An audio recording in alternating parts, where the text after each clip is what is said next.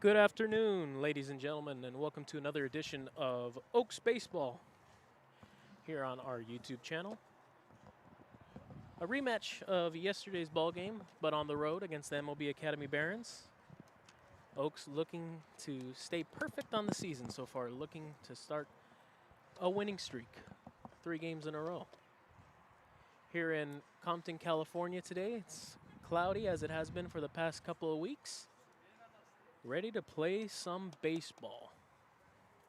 Starting lineup today for the Oaks: Austin Carrillo leading off, followed by Zach Schwartzberg, Max Aude, Dylan Jackson, Zach Doday, Eli Paton, Brady Francisco, Taylor Shultz, and rounding off the lineup is Carson Falsken. Brendan Durfee getting the day off, as well as Sean Blandino, who started the first 2 games of the season for the Oaks.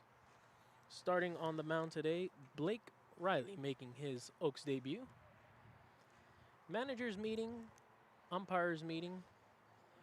Josh, Mechanick, and myself, Sammy Holladay, on the call. No Austin Gregory today.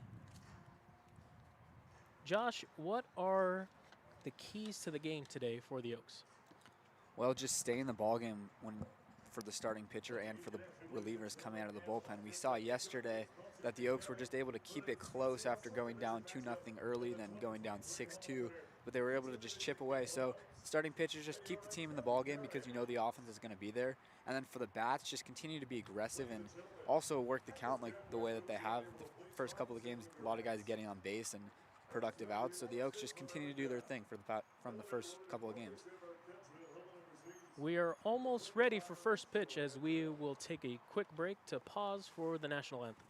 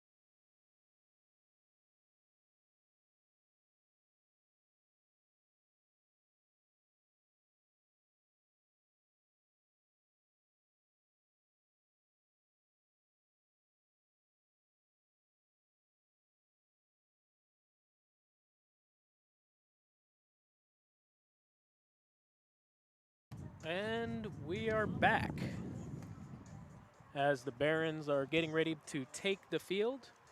Their defense will be as followed.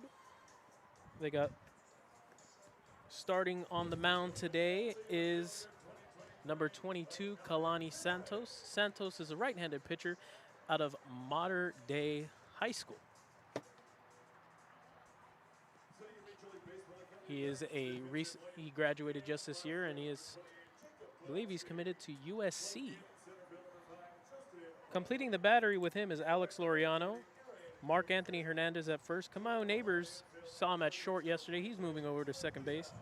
Thomas Williams playing short. Dylan Lena at third, who hit a home run yesterday. Justin Baldwin in center. Jacob Klinowski in left. And Aaron Greenfield in right.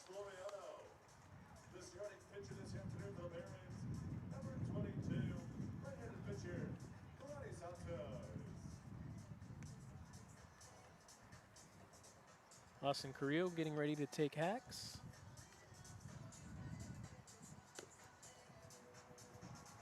Carrillo finding himself in the leadoff spot in each of the first 3 games, so something to look out for the rest of the summer, see if he remains in that leadoff hole for the remainder of the summer. Well, Carrillo has been on the Oaks for a few years now. few summers, so he is someone that head coach Dave Solis does have a lot of trust in. He knows what Austin's all about, and he knows that he can rely on him to take good at-bats as a leadoff man, have the guys behind him know what the pitcher is working with, and usually get on base. Carrillo has gotten off to a slower start than he would hope for. Slower. One for 4 first game, and one for Same thing. 1 for 4 2 games in a row. So that's a 250 average. Not the best, but Solis, head coach Solis, has faith that Carrillo can turn it around and get going. Santos comes with the first pitch. Just inside for ball 1, and we are off and going. First pitch at 1:07 p.m.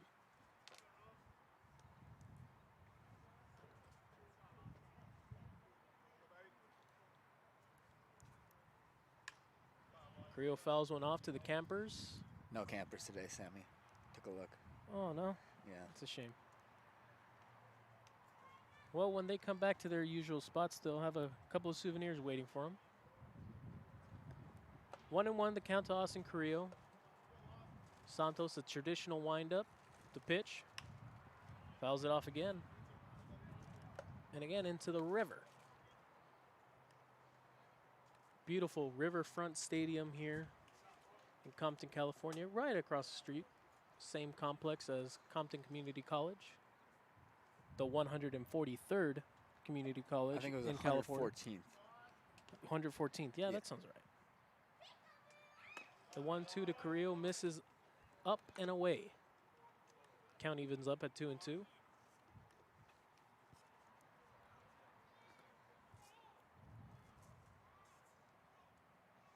There's a little bit of tossing going on in the Barons bullpen. I don't know if they're just guys playing catch or someone seriously getting loose.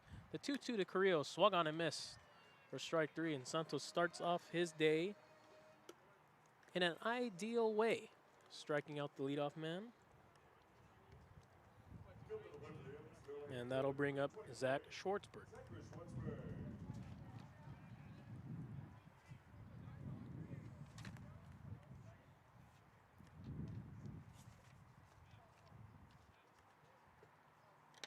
Schwartzberg got the start at shortstop yesterday, now playing right field today. He goes out to the first pitch, and it'll get through for a base hit. First base run of the day for the Oaks. Had to do a little bit of waiting yesterday to get their first hit of the ball game, but first inning hit for the Oaks, and that'll bring up Max Doday.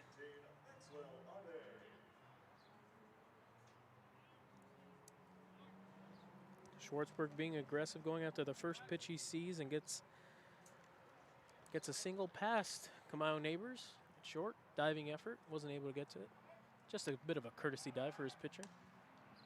As Santos checks over on Schwartzberg, he's in there safely.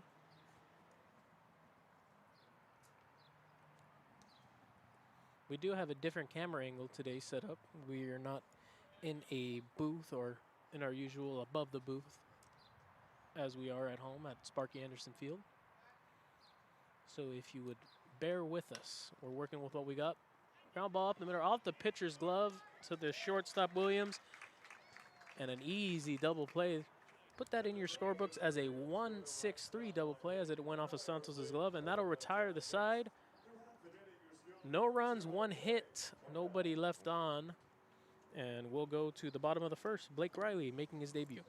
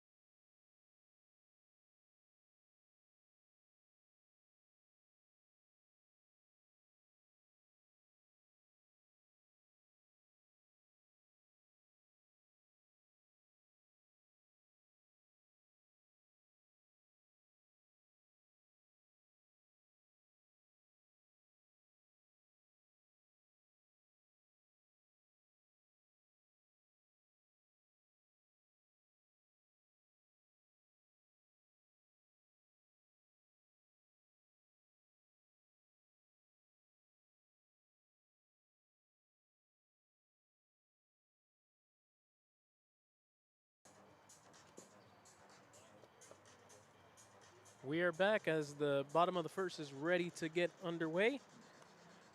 Lineup today for the Barons is as followed. Kamau Neighbors, the usual leadoff man. Thomas Williams. Dylan Lena, a home run hitter yesterday. Mark Anthony Hernandez. Alex Laureano. Christian Tavares, the DH. Jacob Klinowski. Aaron Greenfield. And Justin Baldwin. Baldwin, a speedster, works as a second leadoff man in that number 9 spot. See teams really adopt that strategy. You go probably your fastest guy in the leadoff spot, your second fastest hitting in the 9 hole.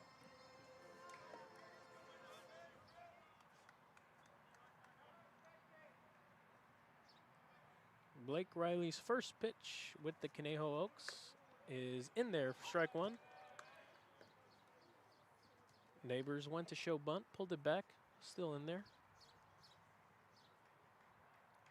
Reilly, a traditional windup, the pitch, just low, ball 1. Good spot. Unfortunately, today we won't have velocities on neither the pitcher nor the exit velocity as well. We'll take our best guess. Good spot. Reilly again working low in the count, not getting the call. Just under the knees. 2-1.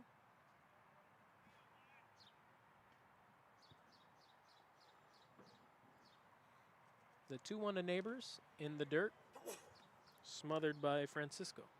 Oaks defense, Reilly and Francisco, the battery. Dylan Jackson at first, Taylor Schultz at second, Zach Doday in the lineup again, returning at short. Connor Falsken playing all over the infield at third, as Kamau Neighbors goes the other way for a base hit. Makes the turn around first and leads off the Barons exactly how you want. Leadoff man getting on. In the outfield is Max Aude, so he's showing his versatility. We've seen him at catcher so far early in the season. Austin Carrillo in center field today, as opposed to the right field he's been playing the first 2 games. And in right field is Zach Schwartzberg, who's been in the infield first couple of games for the Oaks. Thomas Williams now up for the Barons. First pitch, just low. He's not getting that call. Reilly living under the zone. Just under, working the knees. It's a good location to miss, though.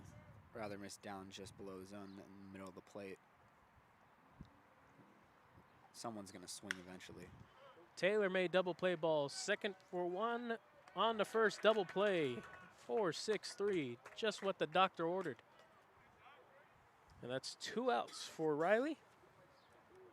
The exact same way that yesterday's ball game started. Kamau Neighbors reaching on a 4-pitch walk in yesterday's game, and then that getting erased with a double play. Today it's a different 2-hitter. Yesterday was Andrew Ramirez, but just like yesterday, that leadoff base runner was erased with a double play ball.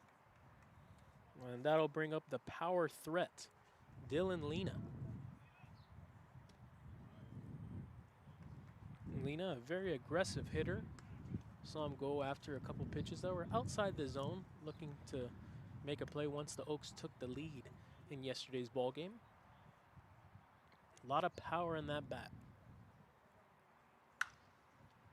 He shoots one over to the right side of the infield. That is Schultz making the play to retire the side. So both pitchers allowing a first inning single and erasing it immediately with a double play ball. At the end of 1, both box scores the same. No runs, 1 hit for both teams. Nobody left on. And we'll come back for the top of the second.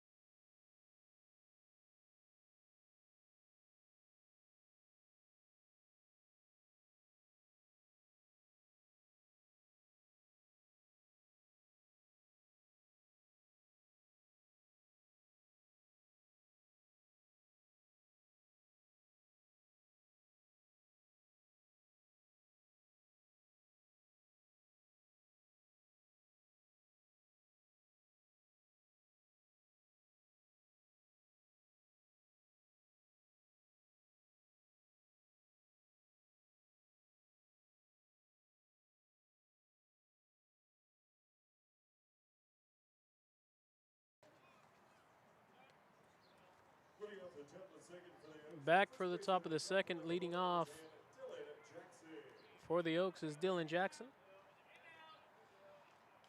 Jackson went yard yesterday as well. Looking to have another good day at the plate. Zach Doday on deck. Santos is ready, and the pitch in there for strike one.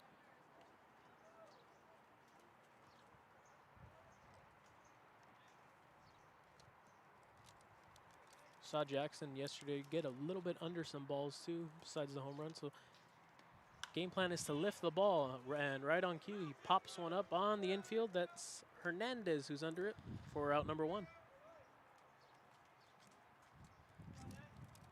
Both pitchers working quickly so far. 16 pitches combined in the first inning. 7 for Santos and 9 for Reilly. That'll bring up Zach Doday.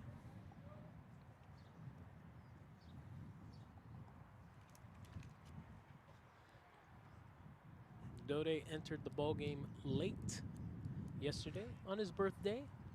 Got an extra base hit and an RBI, a run score, and most importantly, a win.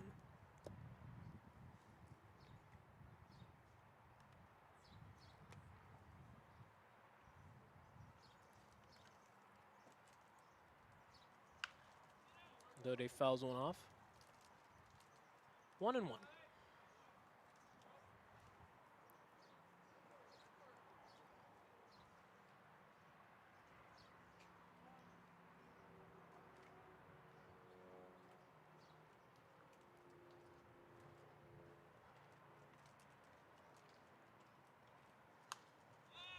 Doday fouls a pitch off back into the river. 1-2 the count. Doday is out of San Diego, California. San Diego native. Big surfer. Zach has been attending Regis University in Colorado.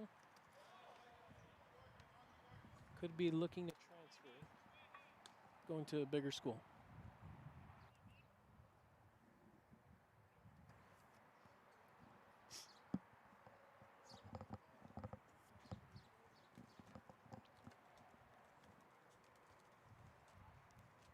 Santos looking for a sign. He has it. The windup, the pitch. Up in the zone, and Doday fouled it off. Definitely not the location that Santos was looking for on 1-2 with that breaking ball. Left it up in a spot that Doday could rip it and just got out in front of that one.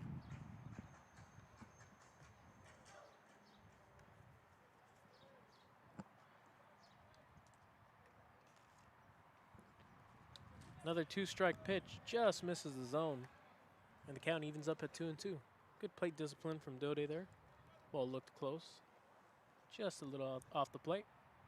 Something we saw a lot of last summer, very quality takes from Doday. He was not afraid to take his walks. The 2-2. Grounder over to third, testing Lena, who was the DH yesterday. Throws across the diamond and pulls the first baseman, and that'll go as an error. Mark that E5 on your scorebooks at home, and that'll get a base runner on for Eli Paton. Paton was hitless in the first game of the summer and turned it around yesterday, got a couple knocks. Paton looking to keep that going. He was pinch ran for late in the ballgame. After a big 2 RBI single. To tie the ballgame yesterday. Doday taking a humble lead off of first base. Santos out of the stretch now. Big swing and a miss from Paton.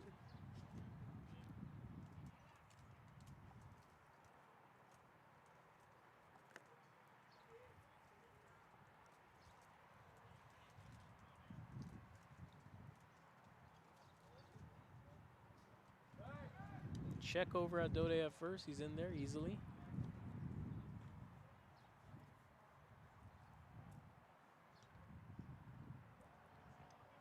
Peyton's gotten the start in each of the first 3 games.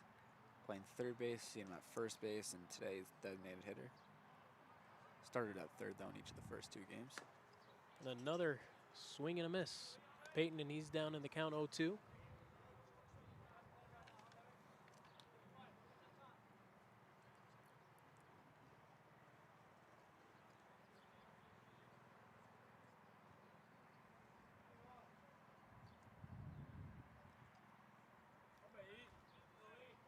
Check over at Doday at first.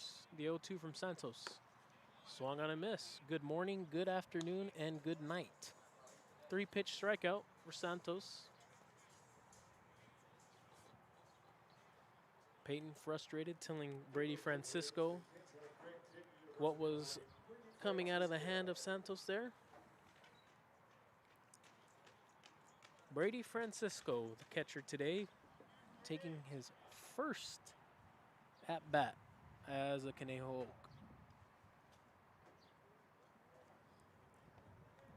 Brady is out of GCU. Getting the catching duty today. Just like Paton. Paton, yeah. Oh, got him. Oh. Check over at Doday at first. Josh thought he was out. No, I thought he was safe. I just thought when he leaned the other way, I thought he was going to be out. They had Doday leaning, but he got in there. We don't have that on camera, but you'll have to take our word for it. He was safe. Yeah. There's no controversy about it. No, definitely safe. Just got him leaning. Even though Josh did say out at first. It's because he got him leaning. When I see the hesitation. First pitch is well upstairs at his eyes. Brendan Durfee caught each of the first 2 games, and even though he didn't finish both of them, they're letting Francisco get a turn behind the plate. Got to rest the legs of Durf.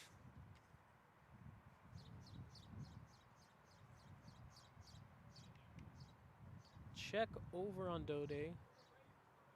The 1-0 from Santos instead of check over again at first. In there easily. Santos just keeping Doday honest over there at first, making sure he doesn't get too far off the bag.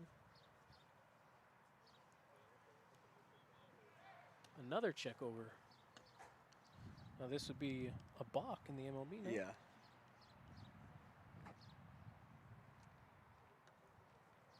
MLB rules obviously do not apply to the CCL.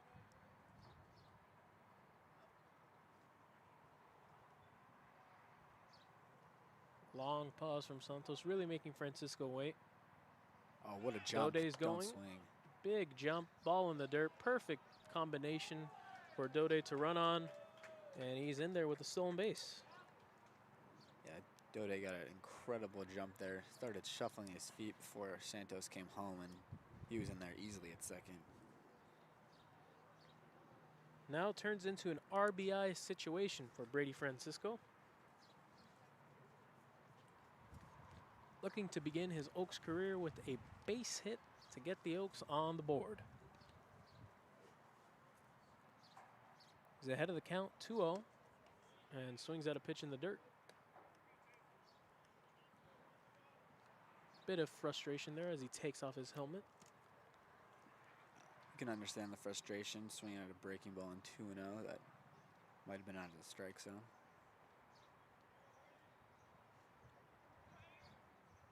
The 2-1. Francisco fouls it off. Count evens up at 2.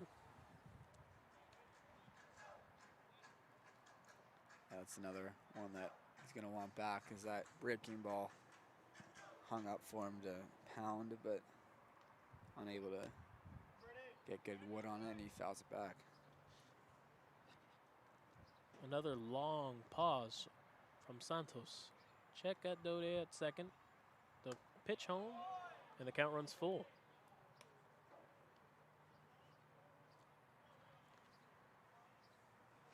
This is the first test Santos has had to face so far in the second inning. Full count, runner in scoring position. Big battle here. The first key moment of the ball game so far.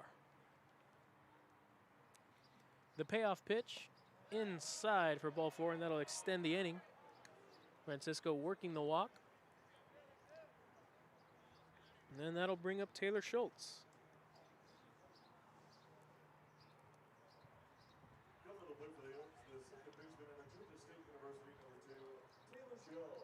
Really good at bat there from Francisco, knowing that first base was open, so the Barons wanted to pitch carefully around him, and Francisco didn't chase at those pitches and just allowed himself to take the walk. First pitch to Schultz. He goes after it, pops it up. First baseman Hernandez running out of room, and it'll get out of play.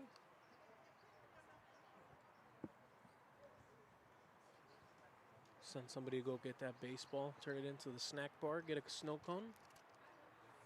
Yeah. Little league rules, huh? Yeah, I don't think they no do snack that bar here. today. Yeah, no snow cones. No snow cones. That panda smells good, or whatever that is. Some Chinese food being eaten behind us. Tantalizing the taste buds of Josh Mechanick. Second pitch to Schultz is outside for ball one. I Schultz know if Cameron Deck's listening, he's a big fan of Panda Express. Yeah, he probably heard us talk about it. He'll be down here. He's no longer listening. He's on the road. Yeah. On the road going to get some Panda. 1-1 to Schultz. Good lead. In the dirt. Gets past Laureano, and both runners will advance.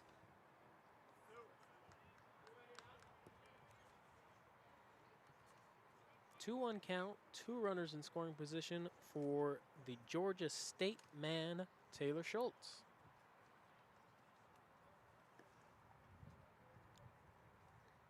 Schultz entered the game yesterday as a pinch runner for Eli Paton. Made an aggressive turn around third and was picked off after he stumbled making that big turn. The 2-1 outside, and the count runs to 3-1. Just the situation Schultz wants to be in. 3-1 count. Two runners in scoring position. He can sit on one pitch in one location here and get the Oaks off to a quick start. It'd be surprising if he got that pitch to hit, though, because first base is open with the 9 spot in the lineup on deck. Santos is probably going to want to attack him. Schultz, aggressive, pops up behind the catcher. He's running out of room, and it'll get out of play as you hear the gong-like sound that it hit one of these metallic bleachers. And the count runs full.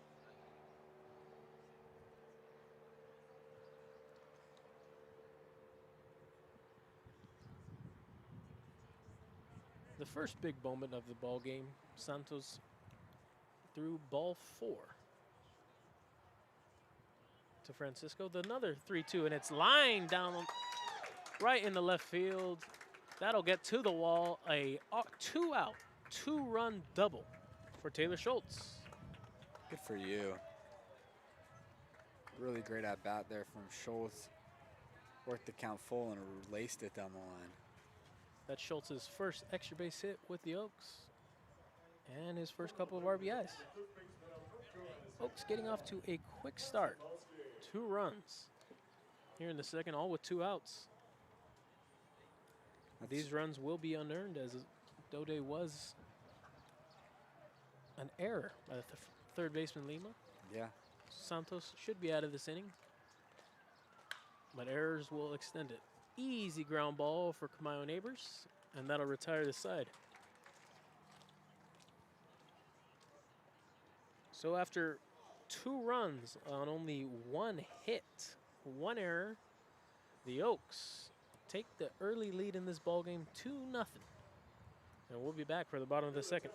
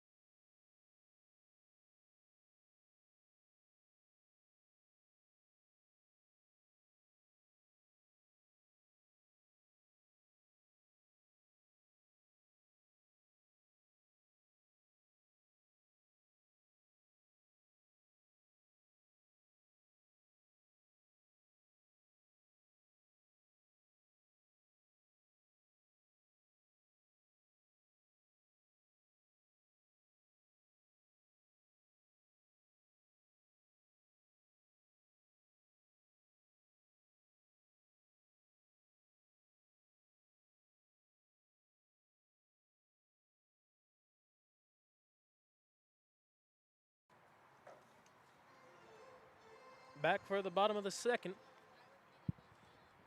Reilly's still on the mound. He's facing Mark Anthony Hernandez in his first at bat. First pitch strike.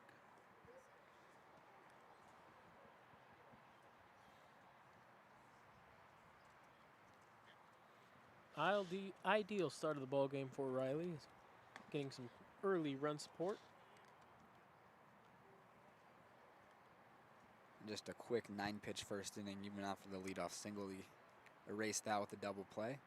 Was able to get out of there with less than 10 pitches. That ball's in there, and the count is now 1-2.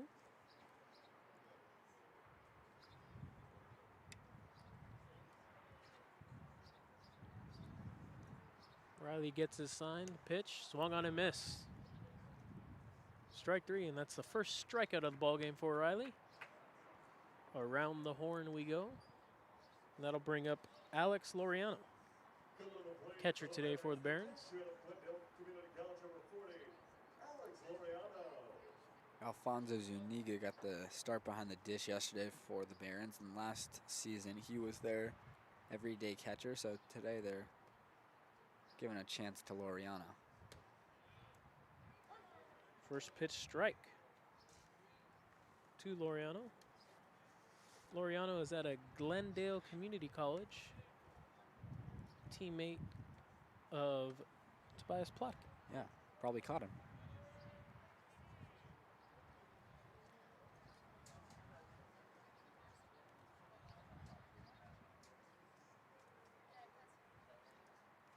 Reilly into the windup, the 0-2.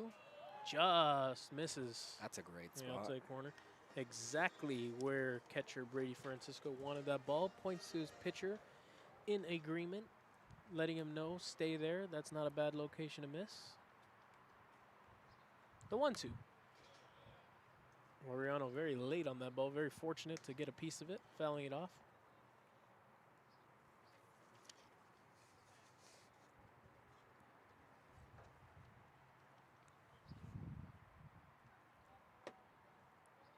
One and two to count to Alex Laureano. And he fouls off another one. That'll get out of play easily. Into the river.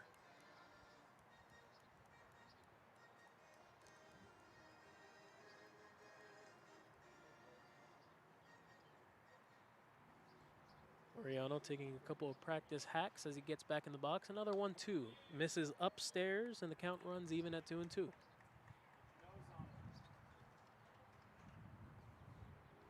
Very conventional ballpark here. Well, about as normal as it can get. A batter's eye in center field. 401 to center. 327 down both lines as the count runs full. Last season, we saw Noah Carliner of the Oaks hit one over the scoreboard at this ballpark.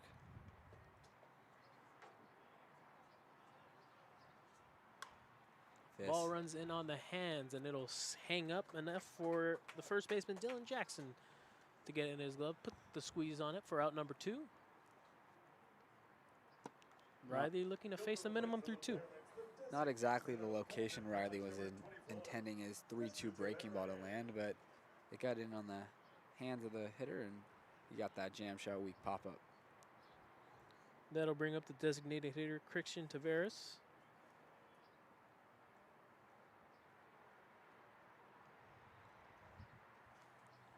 Taveras familiar with this facility as he is a student athlete at Compton College. Also played for the Barons last summer and hit a home run in yesterday's ballgame. He's ahead of the count, 2-0.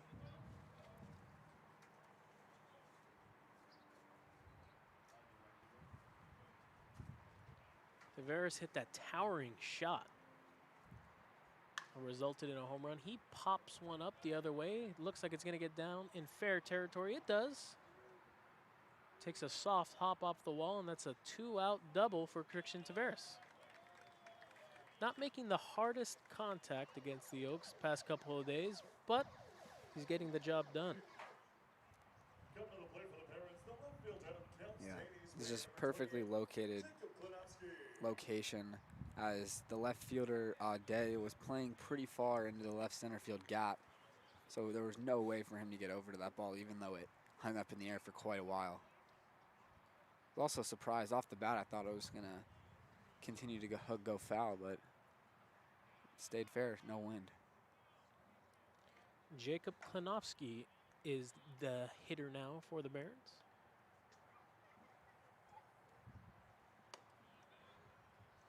Takes a first pitch ball.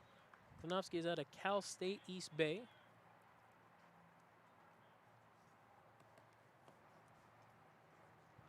Playing left field today for the Barons.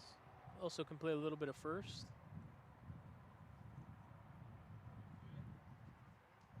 Check over on Taveras. Ground ball. It'll up the middle. Pass both diving infielders. Takes a ricochet off of Schultz's glove, and it'll result in a run for the Barons. Diving efforts by both Doday and Schultz. They can't make the play, and that'll be a RBI single for Klanowski.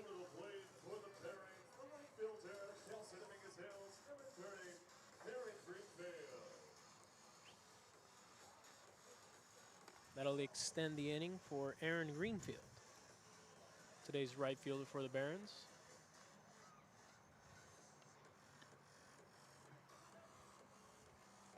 Greenfield had a good day yesterday, producing a couple hits and driving in a couple runs as well. Greenfield out of Cal State Dominguez Hills. Another Cal State boy. Takes a first pitch strike. Greenfield, the Barons are expecting him to play anywhere they need him. Listed as a utility man on the roster. Takes one upstairs. Count evens up at 1. Seeing that a lot more today. Guys playing multiple positions. Got to get into the lineup any way you can, and guys aren't limiting themselves to one position as you would see in the past. And it's big for major leaguers, and because of that, they've added a whole new award, the Gold Glove, just for the utility man.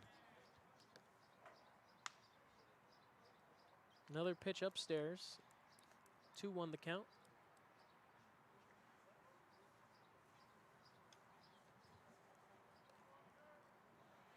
Klanowski, no lead to speak of at first. Breaking ball in there. Strike 2.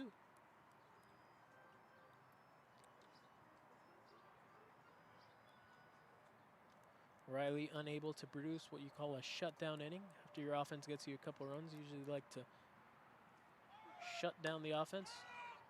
Runner going on the pitch, and he's out easily. Very good throw by Brady Francisco, gunning down Klanowski. He's caught stealing to retire the side. 1 run on 2 hits for the Barons, and after 2 innings of baseball, Oaks lead 2-1. We'll be back for the top of the 3rd.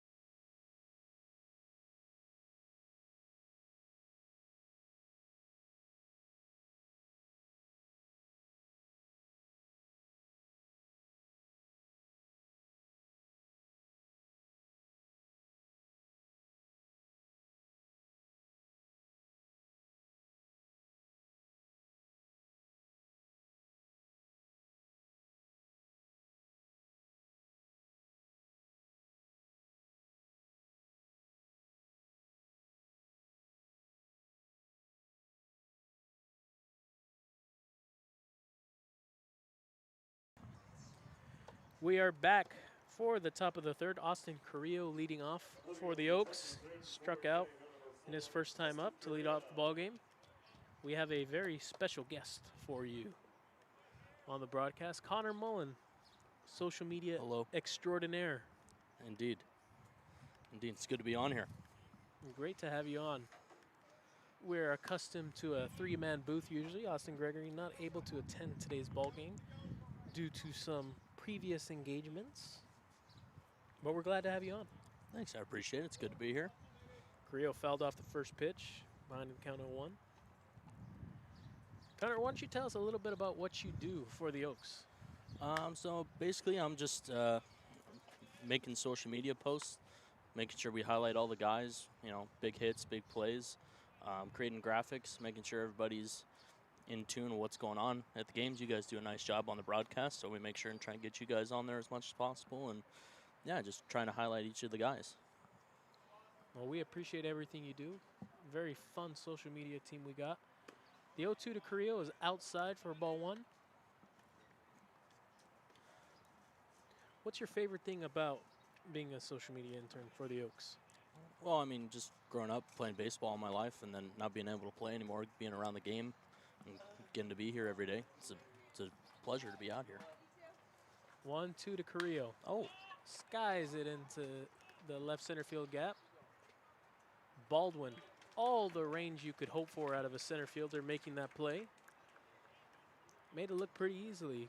Looked a little bit of, it was trouble for Klonowski. He looked like a deer in the headlights out there. Didn't know what was really going on. But Baldwin able to cover his back, making the play. I need to get that left fielder a map. Guy's got no clue. Yeah, but thankfully Baldwin did. And just during batting practice today, Sammy and I were commenting on the range that Baldwin has out there in center field. And he's able to showcase that here early in this game, making a heck of a catch on the run. He had a good one yesterday, too, right center. Yeah. He can go get it. Yep, something you can't teach anybody, speed. Zach Schwartzberg up. Went after the first pitch in his first at-bat, got a single into right field, past the diving neighbors.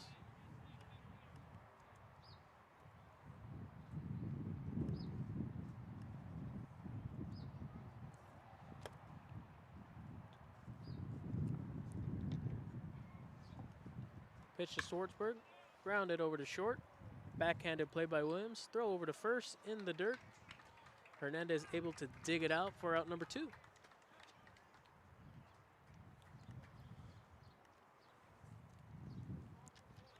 A nice routine play for the Barons. That'll bring up Max Aude, looking to extend the inning. Connor, last summer we had a pretty active TikTok page for the Conejo Oaks. Do you plan on keeping that going this summer? Yeah, we've got a couple videos in the pipeline. I know my fellow social media intern, Emily's cooking some good stuff on the TikTok, so I'm hoping we kind of blow up on there. Some good videos coming out shortly, so stay tuned. You see a lot of, what's the word I'm looking for? Presets, TikToks. Not really presets. What's the word I'm looking for? I'm stumped here, boys. I'm stumped here. I'm stumped here. I got nothing for it. Prompts. There you go. Prompts. Like a TikTok prompt. Like everyone does a certain kind of video. Yeah. Do you have any that you really like that you think would work for the Oaks? As Doday eats up neighbors with a hard hit ball, that'll get into right field for a base hit.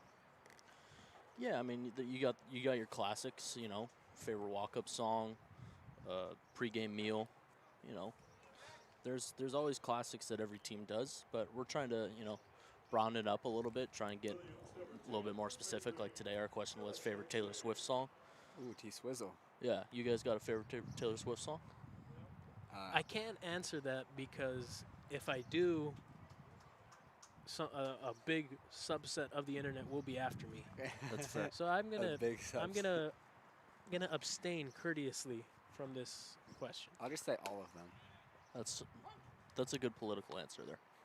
Just staying neutral. It's quality. Yeah. Dylan Jackson now up. Sammy and I don't want Twitter on our heads. No. We know how viral these broadcasts go. So. Yeah. Jackson popped up to third, his first at bat.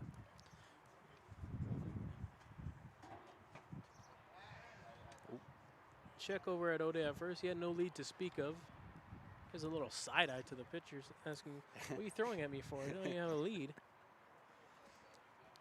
I asked Jackson. Got a 2-step lead. I asked Jackson during BP how many hits he's gotten today. He said 2 or 3, so hopefully he hits one right here. Well, he still owes about 2 or 3 then. As he skies one into center field. Baldwin there, ranging over to his right. And making the catch to retire the side. No runs, 1 hit. Score remains 2-1, and we'll come back in the bottom of the third. Connor will stay with us.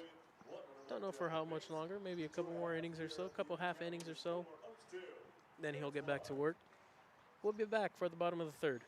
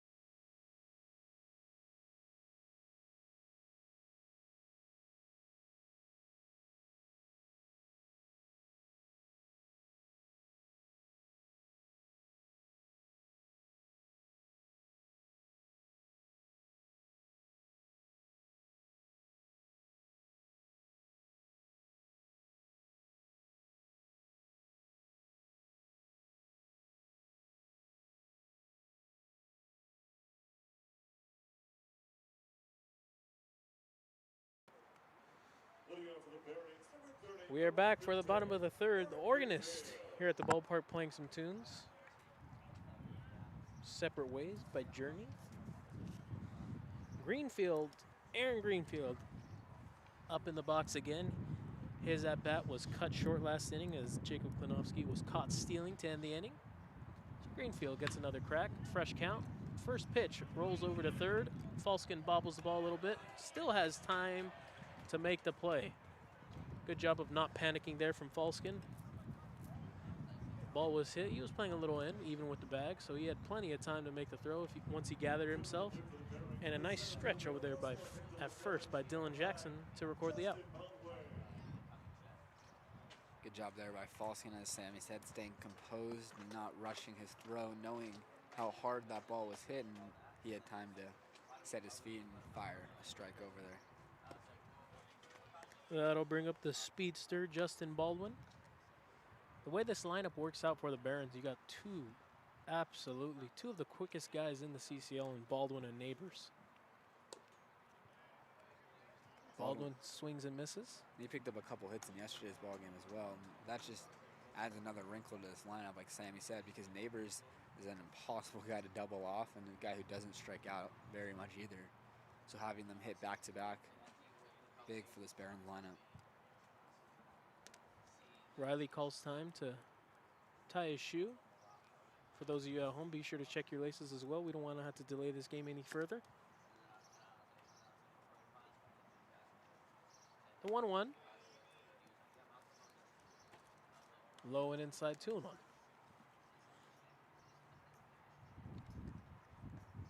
Connor, did you play baseball in high school? I did, yeah. I was a bullpen catcher only. Oh, yeah. Slow roller to second base. Ooh, what a play. Easy play for Schultz. Underhanded to first to record the second out of the inning. Yep. Bullpen catcher, huh? Yep, led the program in bullpens caught. Yeah. It's a great stat. It's a big stat. Yeah, it's on the board. I made sure it's on the board. I'm a big fan of just browsing Max Preps, and I think I saw your name on there. I'm on there. You can, yeah. I got like a 9 ERA my senior year. Then blew out my elbow, so that's why I don't play anymore. Yeah, if it wasn't for that elbow injury, you'd be playing He'd be pro playing as right the now. That's right. as the bullpen catcher. Yeah, I'd be the bullpen catcher. That'll bring up Kamau Neighbors, who bunts first pitch foul. I'll tell you, that's a heck of an effort out of the young man there. There's a lot of small ball going around these last couple days, and I'm here for it. Yeah, it happens a lot in the CCL. You're a big advocate of small ball. Oh yeah, mean, there it is again. He's just showing bunt, trying to get on base. I love it. I mean, when you Well, got with his someone with wheels, his wheels, For sure. a bunting should be in his pocket. Yeah. Should be in his repertoire. Falsken behind the bag too right now. If he gets it down, it's easily a hit. Good spot. That's a good pitch. Reilly wasn't getting that call earlier. Gets the call now. 1-2 now the count. It's a heck of a job by the young man behind the plate, too. Yeah, framing like Connor back there. Well, let's relax. That pitch runs outside. Count ends up at 2.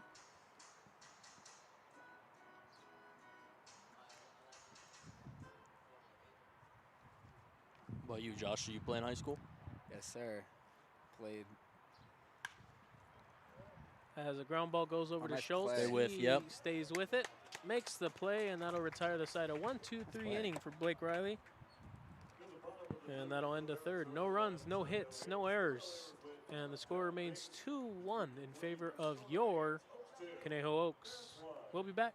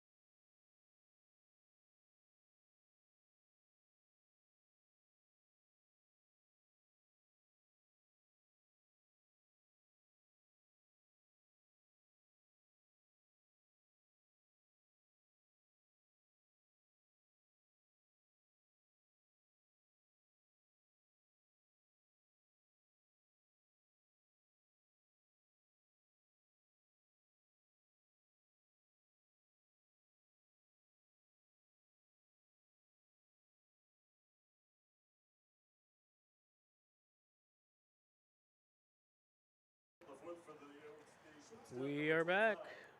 Top of the 4th for your Oaks. Zach Doday up for the Oaks, leading off the inning. Reached on an error last time up. Came around to score on the 2-run double by Taylor Schultz. Only runs today for the Oaks. 2-1 ball game, close game, same as yesterday. First pitch to Doday from Santos. Goes after it, and it's a high drive into left field. It'll get out of here for a home run. Zach Doday, his first of the year for the Oaks. And that'll make it a 3-1 ball game.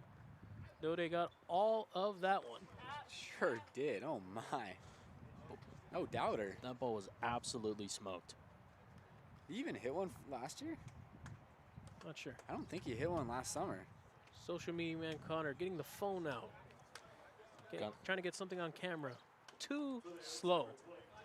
Too slow. He's too busy Doday broadcasting. already in the dugout. Yeah, he's just Too busy on the headset. ambushed the fastball. I wasn't ready for it. That'll bring up Eli Paton. He goes after the first pitch, fouls it off.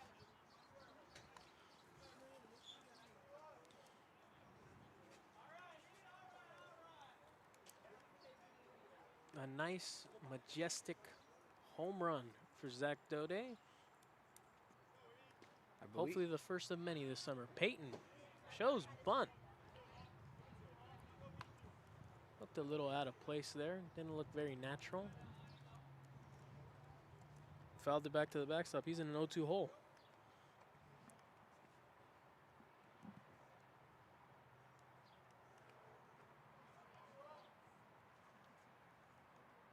Santos out of the windup to pitch. Fouled off.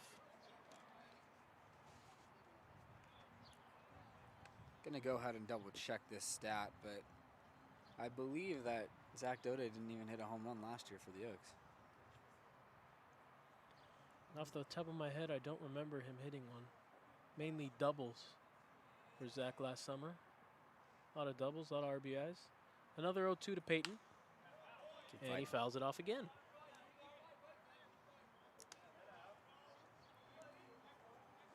Connor working hard to get something up on social media. It's already out. Nailed it. Got a bit. Good job, Connor. Thank you, sir. Oh, I see it right here. Oh, I like it. I like it. Maybe you go back on the YouTube broadcast, clip that up. Oh, there we As go. Peyton, on an 0-2 pitch, shoots it into center field for a base hit. Good at bat there. It's nice to see after swinging at 3 straight hitters last at bat. Put a little good AB together. Coming to the plate for the Oaks, the catcher, number 8, Brady Francisco. That'll bring up Brady Francisco. Francisco walked and came around to score in the second. Looking for another good at bat.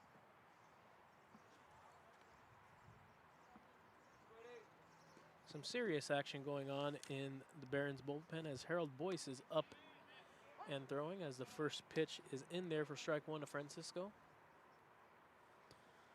Ball was flying out of here in BP, so Zach's might not be the only one today. Hopefully to see some, like to see some fireworks. Yeah, confirmation. 0 home runs last summer for Zach.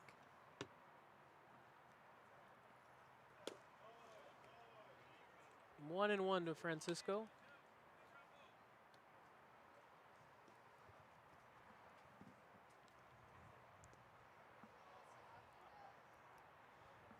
What a lead out of Peyton there. He's not going anywhere. About a step and a half, maybe. That ball's low, and Santos really laboring out there. It's something you so often see, especially at this level. A pitcher gives up a home run, and then they're a little shaken up after that. And after the home run, he gives a single, and now he's behind in the count.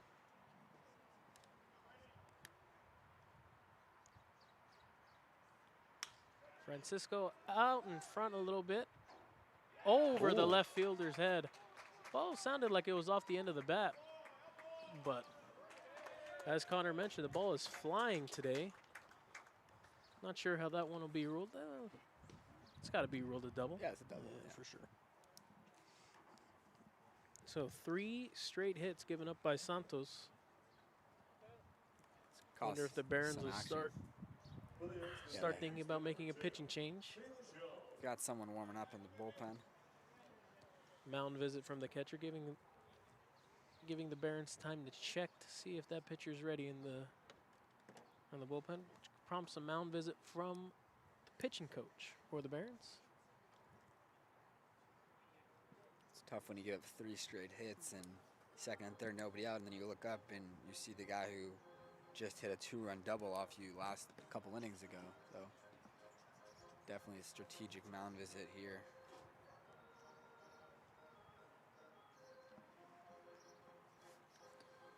Let's see if I can go find that home run video.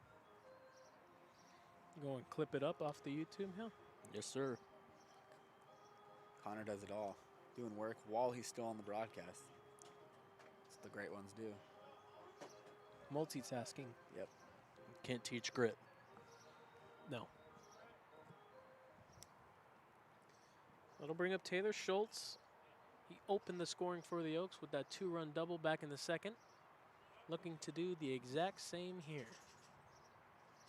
First pitch to Schultz. Big hack, comes up empty.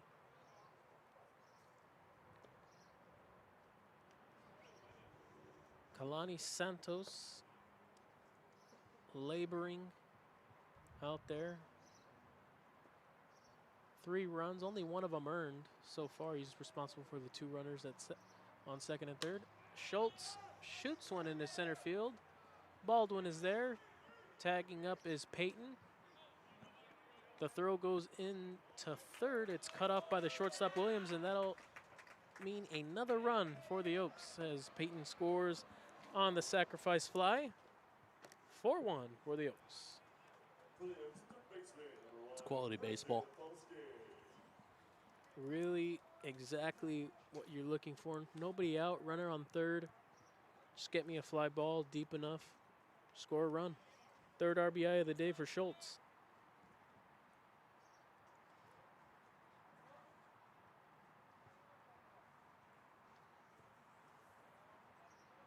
Connor Falsken now at the dish First pitch in there for strike one. Oh.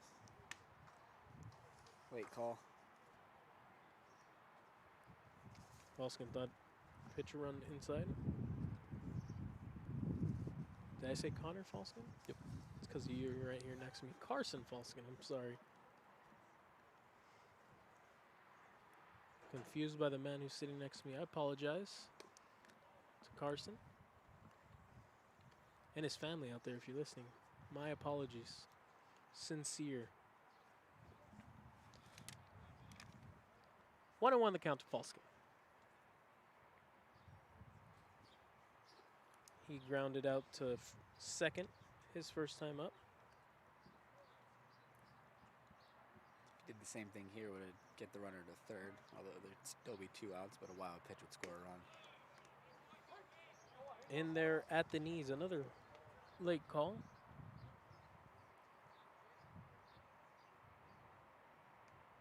Falsken looking to do some 2-strike hitting here.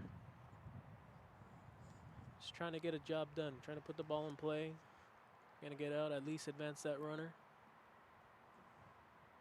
Give a better RBI opportunity for Austin Carrillo, who's on deck. Swung on and missed. Foul tip into the catcher's glove for the second out of the inning.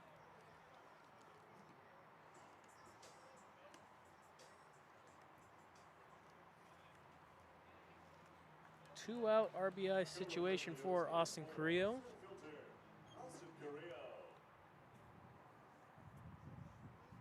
Carrillo 0 for 2 today. Strikeout and flew out to center.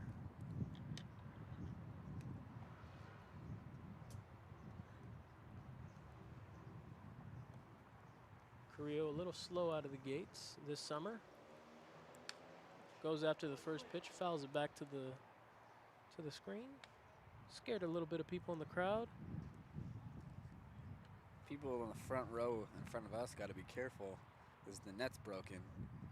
So Yeah, there's a couple holes in there. yeah, foul back, go right to the net. Don't know how old this net is. Probably needs a little refurbishment.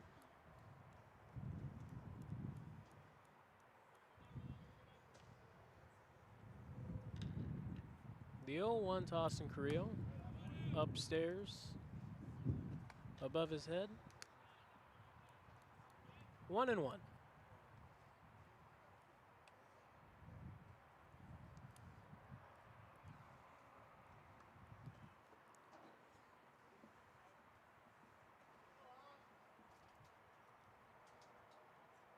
Santos gets his sign. Looks at the runner at second. Carrillo fouls it off. 1-2. You guys couldn't see it at home, but Schwartzberg attempted to do a little kick up, trying to keep the ball up. Disappointed with himself, wasn't able to do so. Only one touch with the foot. Bobbled it after that. I didn't see it. He was probably It's a good thing we didn't. inspired It's a good thing we didn't get it Oh, I didn't even on see camera. It, It yeah. would have been Embarrassing.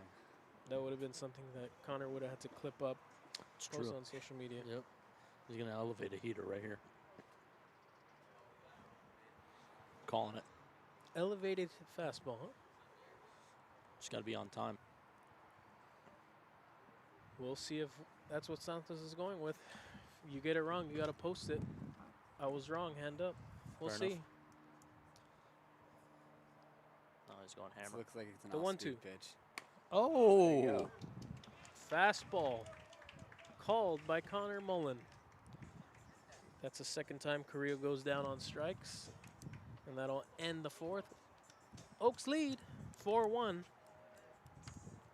We'll be back for the bottom of the fourth.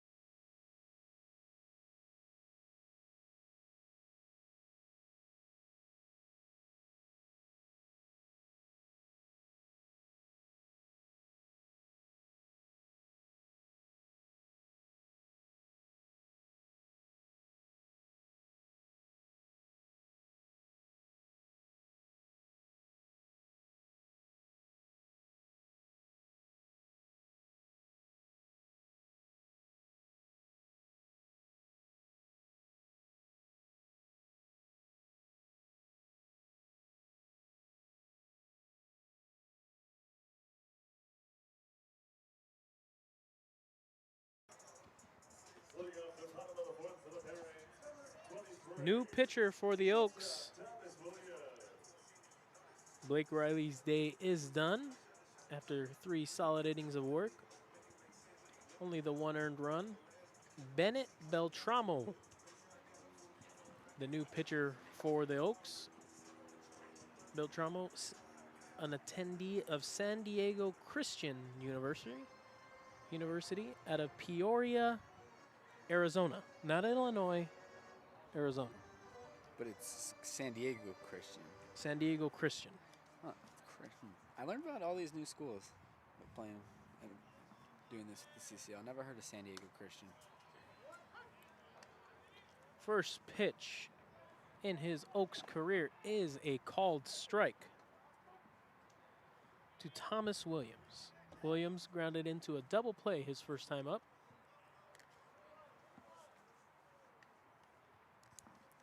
That was back in the first inning.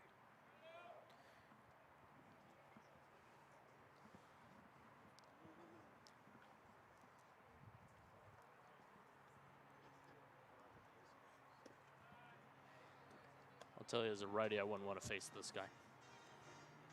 You have no idea where it's going to be. Starting 3/4 action. Yeah, that arm's. Yeah. No thanks.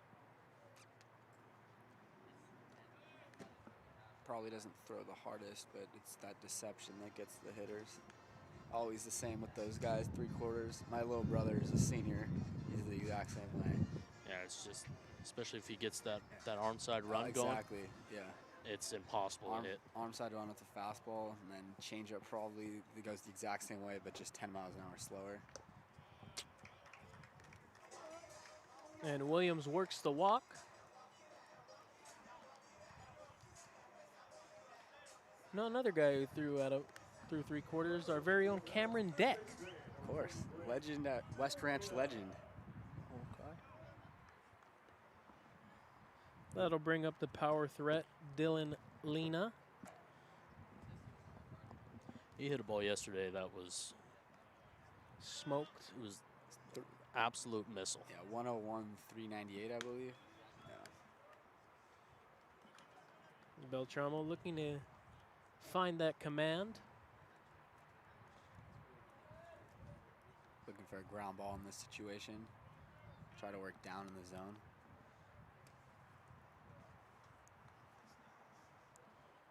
Just flying open a little bit. Got to stay close. We'll be all right.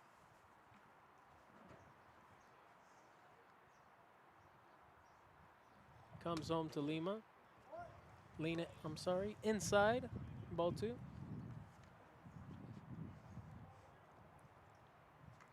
Continues to be the same miss that Connor's describing. Check over at the runner at first in there.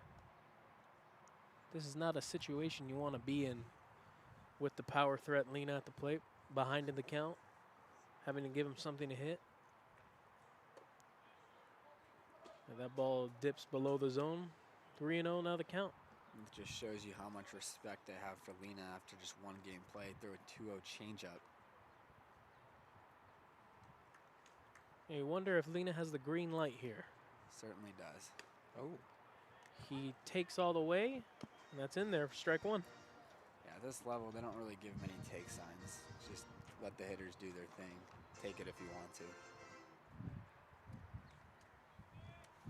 It's usually some fundamental baseball, taking 3-0, no matter what, especially when your team is down.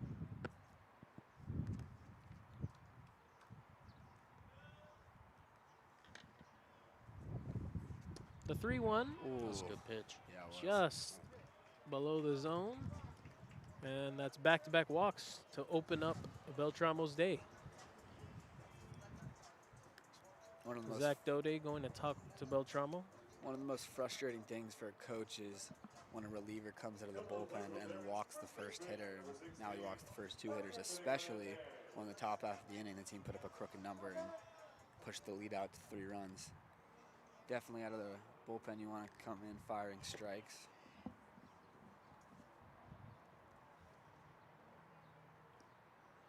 That'll bring up Mark Anthony Hernandez, first baseman for the Barons. Cleanup hitter in an RBI situation. Jackson not holding Lena. First pitch to Hernandez. Late call for a strike. Oh, I looked away after. Holy. Ball looked low and outside. Based on Francisco reaching for that ball. Beltramo will take any call he can get right now after the first two batters reach via base on balls. And that ball in there for strike two. There we go. Beltramo trying to get his day back on track after the first two walks. Strikeout would be ideal. Strikeout here, ground ball next, get out of the inning. The 0-2. Shot the other way. It'll hang up for Carrillo. Williams is tagging from second. Carrillo's throw is not in time. And it's runners on the corners with one out for Alex Laureano. It's all right here. Just need to get an out there. Still in the double play ball is still open here with the runner on first. Ground ball can get Beltramo out of this inning unscathed.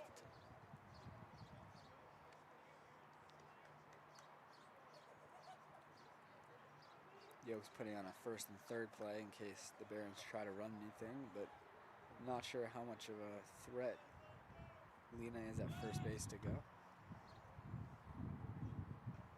No lead to write home about off of first.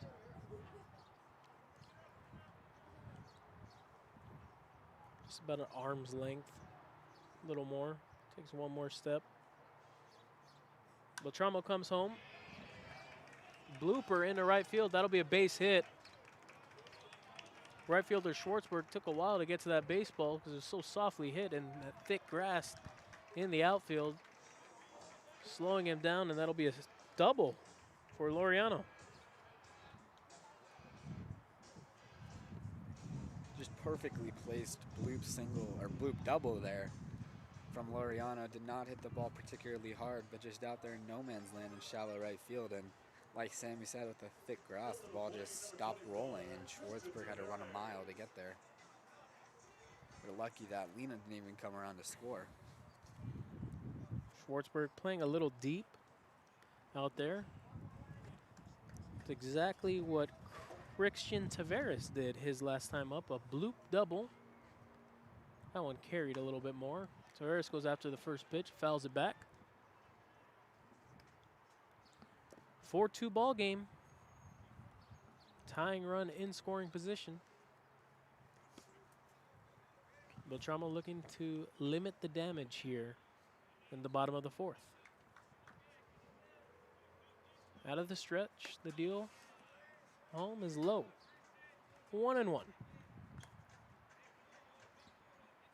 That's one of the that's one of the disadvantages, one of the unlucky disadvantages for these guys that throw three-quarter with that arm side run is that there do happen to be a lot of bloop singles on those pitches that get in on the hands. We see it a lot with Bruce Gratterall of the Dodgers when he gets in on that people's hands and gives up bloop single after bloop single. Yeah, it's just demoralizing as a pitcher too. You get weak contact and you don't get an out. It's just tough. All part of the game. The 2-1 to Taveras. Oh, line foul into the trees. 2-2. Now the count.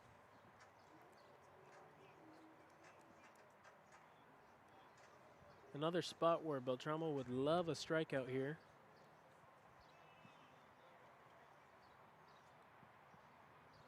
Maybe a changeup blowing away, get Taveras to chase. Ooh. Almost fouled off. Making sure everyone in the Oaks dugout is awake.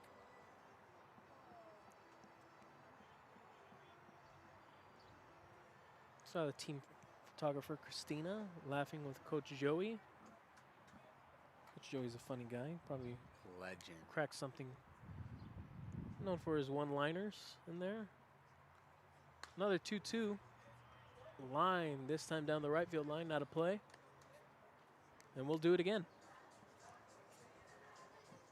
Blandino just hasn't been able to get that swing and miss pitch. He's gotten guys into 2-strike counts, but they've stayed alive and been able to put the ball in play. He's looking to get a strikeout here of Baldwin. Taveras. Tavares, yeah. Another 2-2 to Taveras. Oh, good spot again. Staying alive. Running out of baseballs at this point. All these foul balls. Camper's going to throw him back. No, there's nobody there today. Nobody there today. A lot of souvenirs for the next camper here on the river. Another 2-2. Oh, Lined into right field. Schwartzberg not able to get there. The runners had to make sure that the ball fell down, and Lena is the only one to come across the score. And it's runners on the corners again for the Barons. 4-3 ball game now. An RBI single for Christian Taveras. His second hit of the ball game.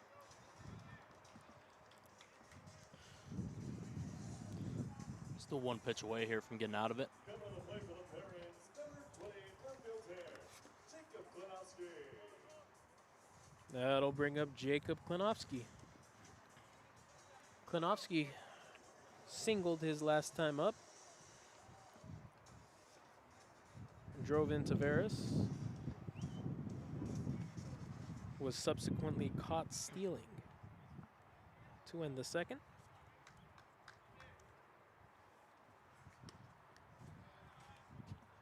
First pitch is outside for ball one. Beltramo really working hard here. In danger of giving up this lead. Came in with a 3-run cushion. Two runs have vanished right before his eyes. Gets a strike on Klinowski, 1-1 now the count.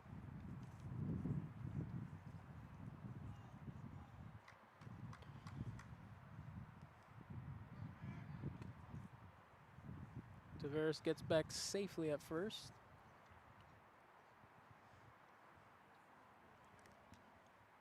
Looking at Taveras right now, it looks like he's ready to run. Beltramo comes home, outside for ball two. Beltramo doesn't seem like he would be a guy that's too hard to run on. Not the fastest delivery to home plate.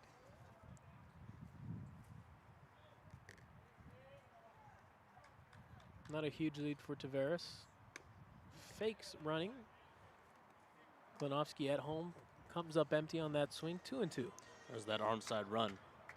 Just disappeared on the hitter there.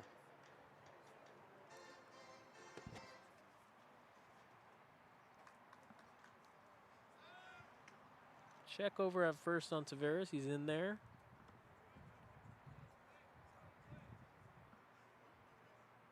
And we reset.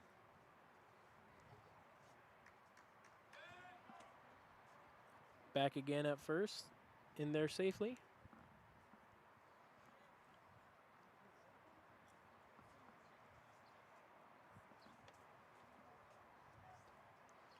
The 2-2 from Bennett Beltramo. Yeah, Good spot. Ooh, just misses. must have been out. Wow. Had to be out. Looked good from here. Must have been outside. Count runs full. Beltramo wanted that. He said something to the home plate umpire after that pitch. Just wanted to know where it was, where it missed. Guy on first is running here. Yeah, 3-2. Maybe just strike him out, throw him out here. He's going to have to come back as that ball's flied into center field. Carrillo was there. Laureano will tag up from third, and that'll tie the ball game. Yeah, these balls are carrying today. Yeah, the wind's really blowing out from home plate in all directions. It's flying. Yeah, it looked like he got jammed on that pitch. And Ball did not sound hard hit off the bat. Fooled Carrillo a little bit too as he was initially in, but saw that the ball was running on him, and he had to get on his horse and make sure he made the play.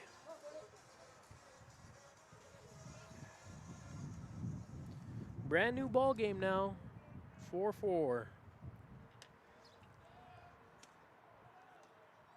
Throw over to first. Klinowski is in there. Taveras, I'm sorry. I'll bring up Aaron Greenfield. Greenfield was up in the second. At-bat was cut short after Klinowski was caught stealing. In the third, rolled over to Carson Falsken at third base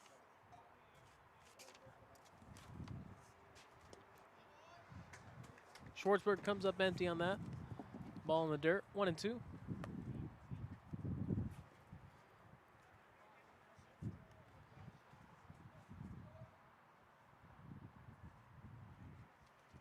One, two. Fouled back.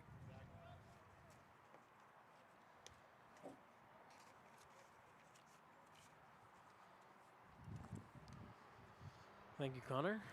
Of course. A little windy here today. Had my lineup, my roster try to fly away from me. Another 1-2 to Schwartzberg, fouls off. He puts together good at bats last 3 days. That's what the Oaks are all about. Yeah, wasn't even in the lineup the first day, but came in, pinch hit, had a good at bat, and since then he's been in the two spot. Also plays good defensively. We've seen him at second, short, and now in right. Another 1-2 from Boyce. Fouled off again.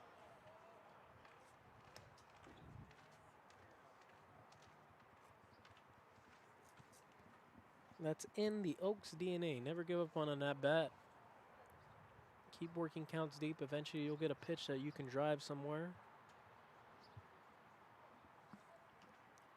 Schwartzberg 1 for 2 today. Singled in the first as he fouls off another. Just relentless AB. It goes back to what we were talking about the other day when legendary baseball coach Mike Sosha was talking to the boys on the first day, and he was telling them that I know in some of your college programs they might be okay with you striking out, but with 2 strikes on this team, we put the ball in play. We're going to shorten up, and that's what the Oaks have been doing, just trying to do everything they can to not strike out.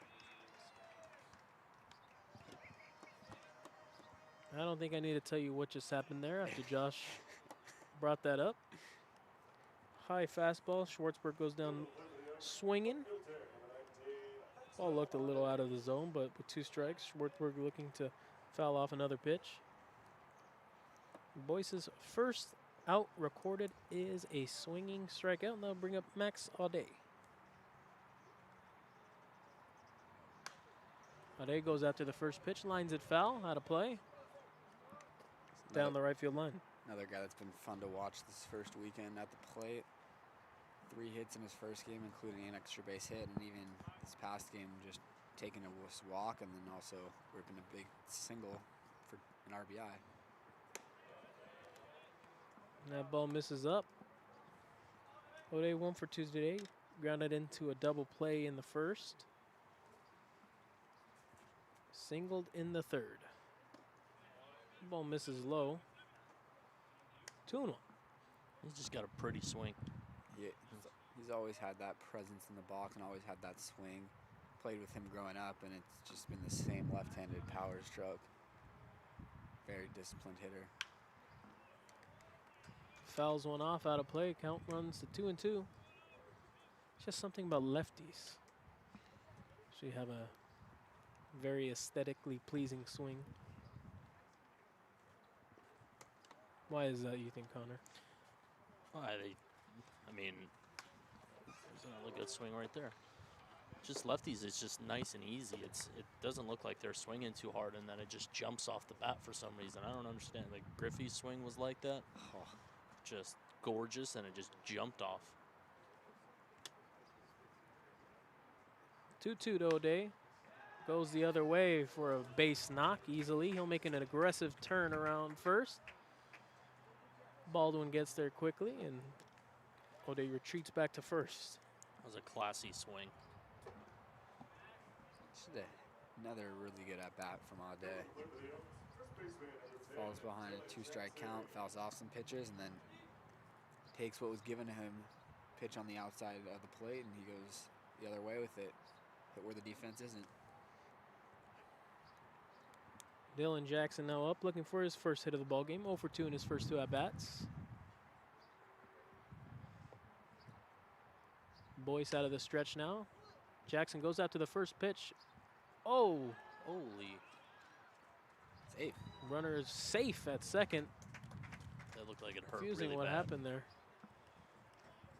Shortstop Williams had trouble getting the ball out of his glove and flips it to Kamau Neighbors, who got there late and bobbled the catch, and everyone's safe. Roll that an E6. Yeah, I'd say 6. Yeah, I guess 6. No matter which way you rule it, it's 2 on with 1 out for the home run hitter, Zach Doday. First pitch. Oh, yeah. Goes after it. Line drive into center field, right at Baldwin. He's seen it Nothing well doing. today. It's the Zach Daudet that we're used to.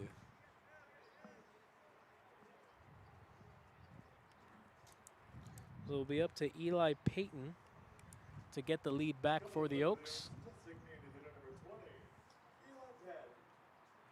Peyton was able to get a base hit his last time up.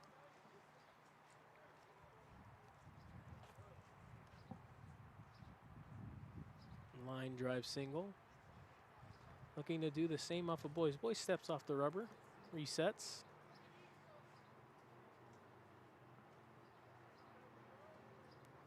Takes his time getting the sign. Look over at second, comes home. High and outside for ball 1.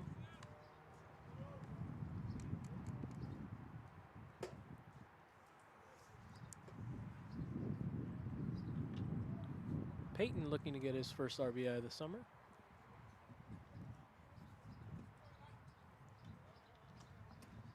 There's a golden opportunity here with a runner on second and 2 out.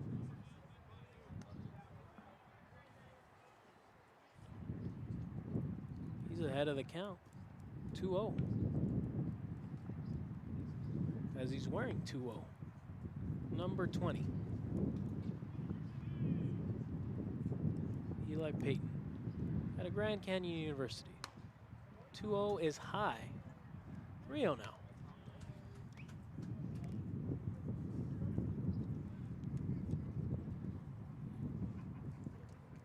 Peyton will have no problem passing the baton to Brady Francisco. Francisco doubled his last time up. Over the left fielder's head. 3-0.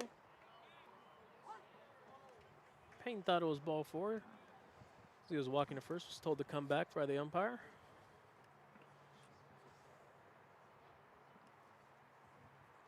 Still in the driver's seat. 3-1, looking for a pitch to drive. And it's outside, ball 4. Bases loaded now for Brady Francisco.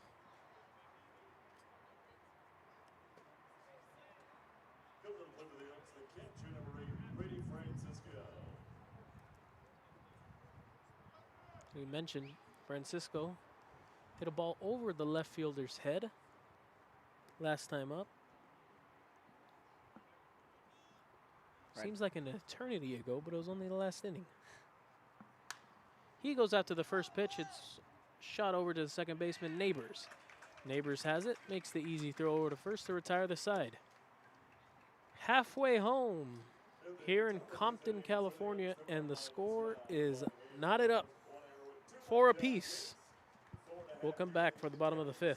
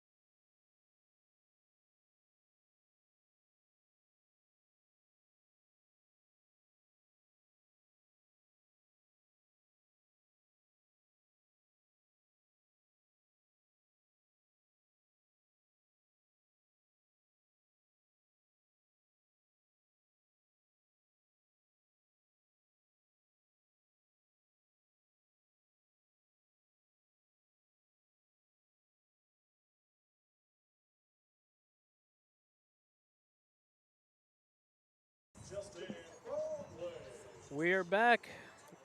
Got a new pitcher in for the Oaks. Beltramo only lasting 1 inning. Cody Carson, a familiar face. Returning, spending another summer with the Oaks. Cody still at Moore Park College. He'll be tested quickly as Baldwin back to the box. Carson gets off the mound quickly to record the out. Yeah, by the end of last summer, Carson really established himself as a high-leverage reliever for the Oaks. He came in late, if I remember correctly, and just by the end of the summer was one of the top guys that Coach Solis could rely on.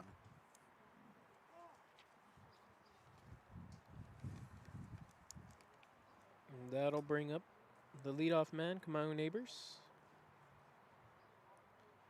Neighbors singled in the first inning and was caught in a double play right after. In the third, he grounded out to the second baseman. He shows bunt and is bunted foul. Shaking your head there, Connor. What's wrong there? Oh, he's getting the bat out early, but he's not getting the angle right. Got to set the angle first, then get the bunt down. What do I know, though? Just a bullpen catcher. You mentioned earlier those max prep stats. I think I had like 2 sack bunts in my career. There you go. Yeah, came off the bench. I know my senior year, I just Pinch hit bunter. Oh yeah, let's go. that was my job. Yeah. Remember, I popped one up. Is that where your love for small ball comes into play? That, and it just creates more action in the game, and it's not a strikeout home run kind of game. I mean, make them play defense. Neighbors into center field. That'll get down for a base hit. Now someone that Carson has to worry about.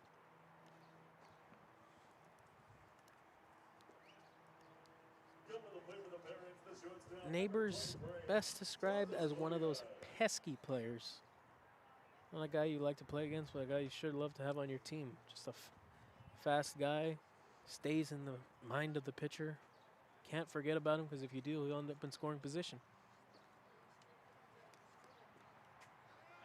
And right off the bat, Carson throw over. Williams walked and came around to score last inning.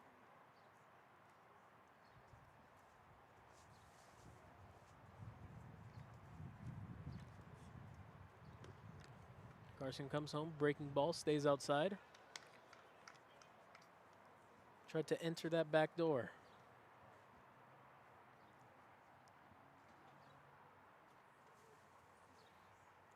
They've already gotten Williams to ground into 1 double play today back in the first inning. Carson looking for another one here. In there, strike 1. Neighbors did a little chopping of the feet as that pitch was thrown. No intent to really run.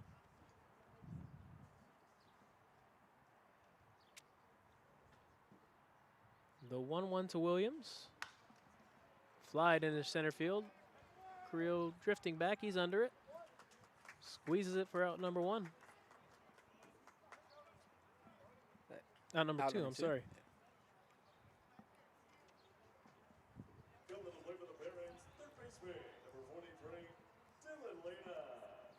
That'll bring up Dylan Lena. Just like Williams, he walked and came around to score last inning. Check over at first. Neighbors is in there. Carson very much a power pitcher. Power versus power this at bat.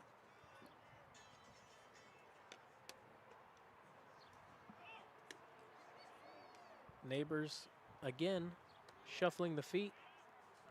I think Francisco popping up early cost Carson a strike. Another thing Neighbors does well.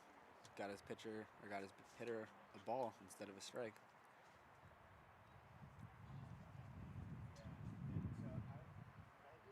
Carson comes home, breaking ball, just misses. Carson wanted that one. Maybe a little inside. Lena again in a hitter's count.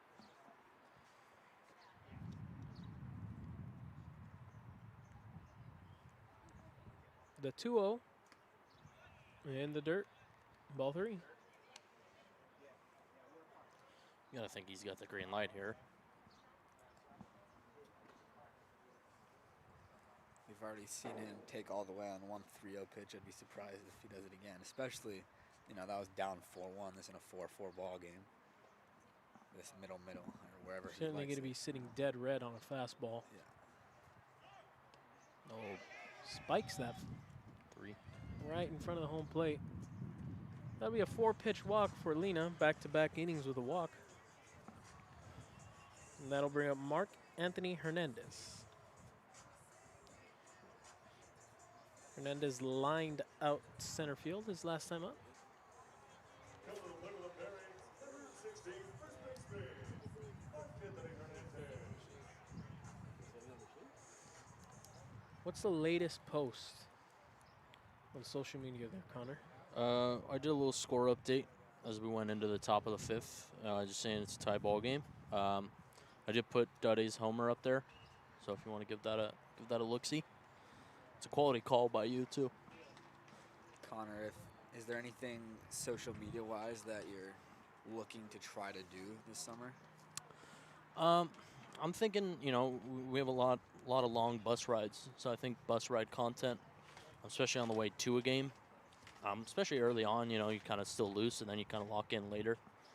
Doing interviews during that, I think could be fun to see.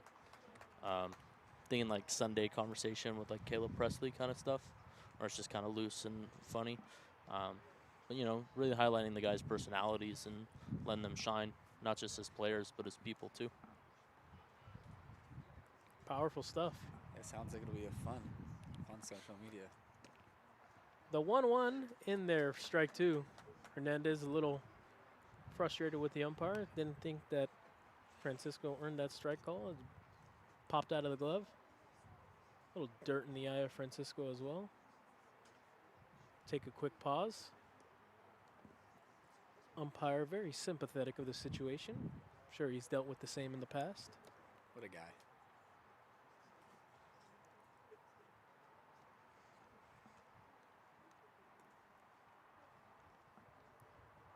Carson ready with the 1-2. Popped him up. Drifting back as Doday on the outfield grass and squeezes it. And that'll retire the side. Cody Carson unscathed in his first inning of work this summer. At the end of 5, all tied up at 4. We'll say goodbye and thank you to social media man Connor Mullen. Hopefully we'll get you on later on in the summer. Heck yeah, I look forward to it. Appreciate you, gentlemen. All right, Yes, get to sir. work out there. Get to work. Yes, get sir. to work. Get to You work. got it. We'll be back for the top of the 6th.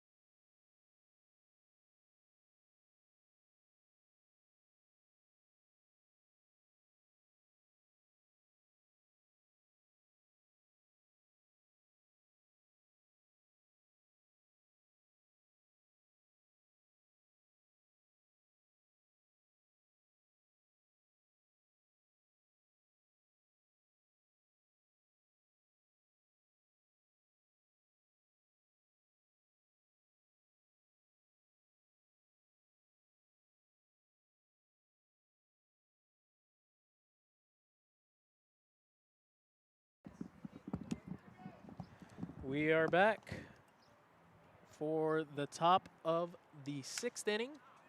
And right before we can get settled in, Schultz goes after the first pitch and pops up to the shortstop, Williams. 1 pitch, 1 out.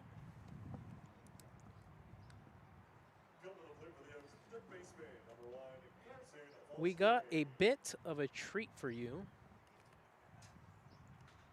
One of the most important people in the Conejo Oaks organization, McKenna Solis, making her debut on the broadcast. I'm honored. Wow. How are Most you, important Mac? person. I'm doing great today. Thanks. How are you guys doing? We are watching some baseball. Not much better to do on a Sunday. Oh, yeah. Watch some Oaks baseball. Carson Falsken up at the dish. He's 0 for 2 today. What's the word, Mac? What's going on today? What can you tell us? What's the latest? Nothing too crazy is going on today. Just a great day for some baseball. Kind of just hanging out. I don't have much to do today, which is nice. You want to enlighten the viewers as to the responsibilities that you have? with the Yeah. Oaks? So I am basically, my title is Director of Operations. So at every game, I'm sort of like mom to the players. Whatever they need. I feed them at the end of every game, snack bag, all of that. Just kind of the staff's right-hand person if they need anything. As Falsken goes down looking. And this year you also have additional responsibilities for home games, isn't that right? I do. I'm also shadowing our athletic trainer, Yoshi, to get some internship credits for college. Super exciting. I'm having a really good time so far. Awesome stuff. Awesome stuff. Now, how long have you been with the Oaks? Oh, man. Oh, good Austin bunt. Carrillo with a drag bunt. Oh, nice play. Not able to beat out the pitcher. Boise did a good job of getting off of the mound quickly. And the Oaks go down in order. We'll stay with you. Talk to Mac a little bit. Go ahead and finish what you were saying there. Yeah, so I've been working, I want to say 2018. I was a junior in high Oh, school. you said 20. I was like, saying 20 years. I'm like, oh my goodness. I'm only 21. Putting Only in a 21. got a pension already. Yeah, I've been with this organization a long time, especially since my dad is the head coach. I've kind of been with it for a long time. You're sort of the right-hand woman of the organization. Thanks, I appreciate it. Just whatever anyone needs, I'm there. Of course, Becca, our big boss, the head honcho. Oh yeah, Becca's the best. Whatever Becca needs, I'm there. Max the road, Becca. I am the road Becca. Becca on the road. Yeah. Yes, I started last year, gave Becca some time off from the road, and I kind of took over. She's taking a bigger role as far as the CCL goes. She's more involved with league-wide operations now. Yes. It's super fun. I love it. I love working for the Oaks. I look forward to it every summer. Always goes by way too fast, though, but it's the best time. Is this going to be your last summer with the Oaks? That's a great question. I can't give you a solid answer on that one. I mean, maybe not. Who knows? Yeah. Or maybe she has her answer but doesn't want to, broadcast it to the hundreds of millions of people that are watching. Passan's going to break that news when the time is right. Got a defensive change to tell you about. Noah Matsumoto entering the game for Carson Falsken. First pitch to Alex Laureano is lined up the middle for a base hit. Waste no time greeting Cody Carson. First time he's seeing him. Mac, as Sammy and I are only with our second summer with the Oaks, we've noticed that this year there's a lot of of the same faces as last summer. Is that something that always happens with the Oaks, or is that just because last year's team gelled so well? I think it's always something that happens with the Oaks. I mean, I think the guys really love this organization. They kind of fall in love with the staff, the players. And so every year there's a good amount that come back. But I want to say this year is the most players that returned, which is really nice to see. It kind of shows that they do love playing with us. But it's exciting for us. We get to see familiar faces that we usually wouldn't probably see ever again after the summer ends. So it's always nice. Oh, The good spot. 1-0 to Taveras. Just misses low. Josh liked it. I did too. 2-0 is the call. Mac, when you're not on the call, you've been down there heckling the umpire at all? Oh, yeah, all the time. Letting them know what I think. The 2-0 misses away for ball 3. Cody Carson a little frustrated with himself, trying to find that command. Trying to get back into this count. I'd say so far so good out of these umpires so far. Yeah. Pretty consistent in the first 3 games. I'd have to agree. Not that I'm an expert, but, you know, I know some of my stuff. I think everyone thinks they're an expert on umpiring. Did you say? No, I've never heard anyone shy about complaining about an umpire. No. But I like to give credit when credit is due. Yeah. The 3-1's in the dirt, and it's 2 base runners and as many batters that Carson has allowed this inning.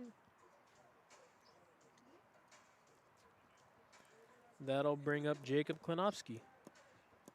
Klinowski's been the RBI man so far for the Barons. Got a single and an RBI in the second. Sacrifice fly in the 4th. Carson just looks to get a ground ball in this situation. Limit the damage as much as he can.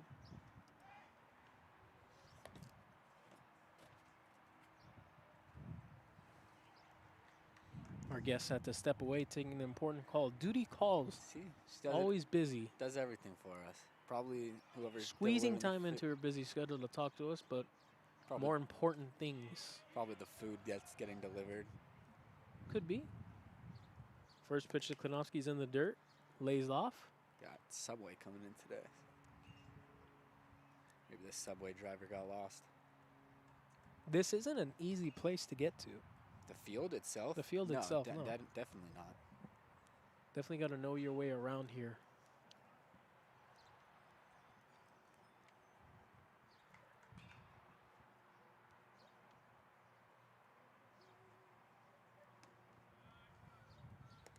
Carson struggling to find the zone. Behind another hitter. It's a bunt situation for Klinowski and the Barons. The Oaks are expecting it as well, and just now sent Dylan Jackson behind the runner. That's most likely because of the 2-0 count. But Matsumoto's ready at third base, up on the grass.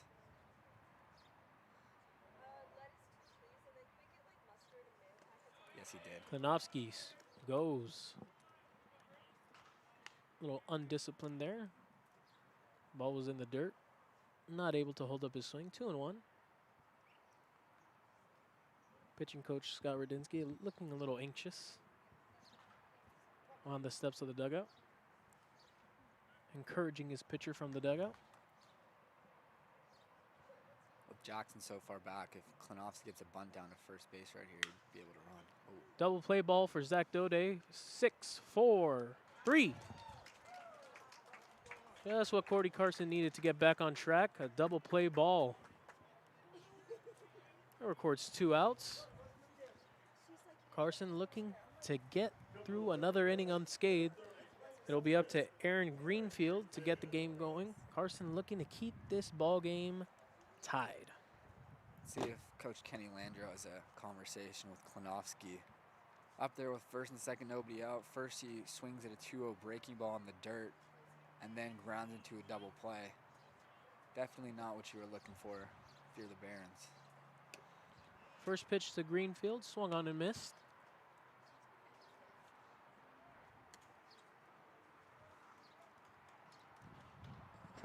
Welcome back.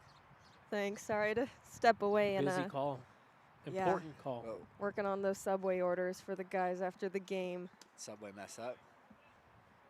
I thought I put all the toppings on it, the type of bread, but apparently I didn't put any of that down. So I've gotten maybe 8 calls in the past 45 minutes from Subway, so which is always nice. My word. 8? Oh my goodness. I've been getting calls from all types of people. That's a heck of a block. Good for you. Really good job of Brady Francisco keeping that ball in front of him with the runner on third, keeps this ball game tied. A big moment here in this ball game. Greenfield ahead of the count, 2-1. Carson needs to make one pitch to get out of this inning. Greenfield steps out, just wanted a clarification on the count. And the umpire confirms that it's 2-1. And the pitch from Carson. Low, ball 3. On deck is Baldwin. Baldwin has grounded out twice. Greenfield also 0 for 2.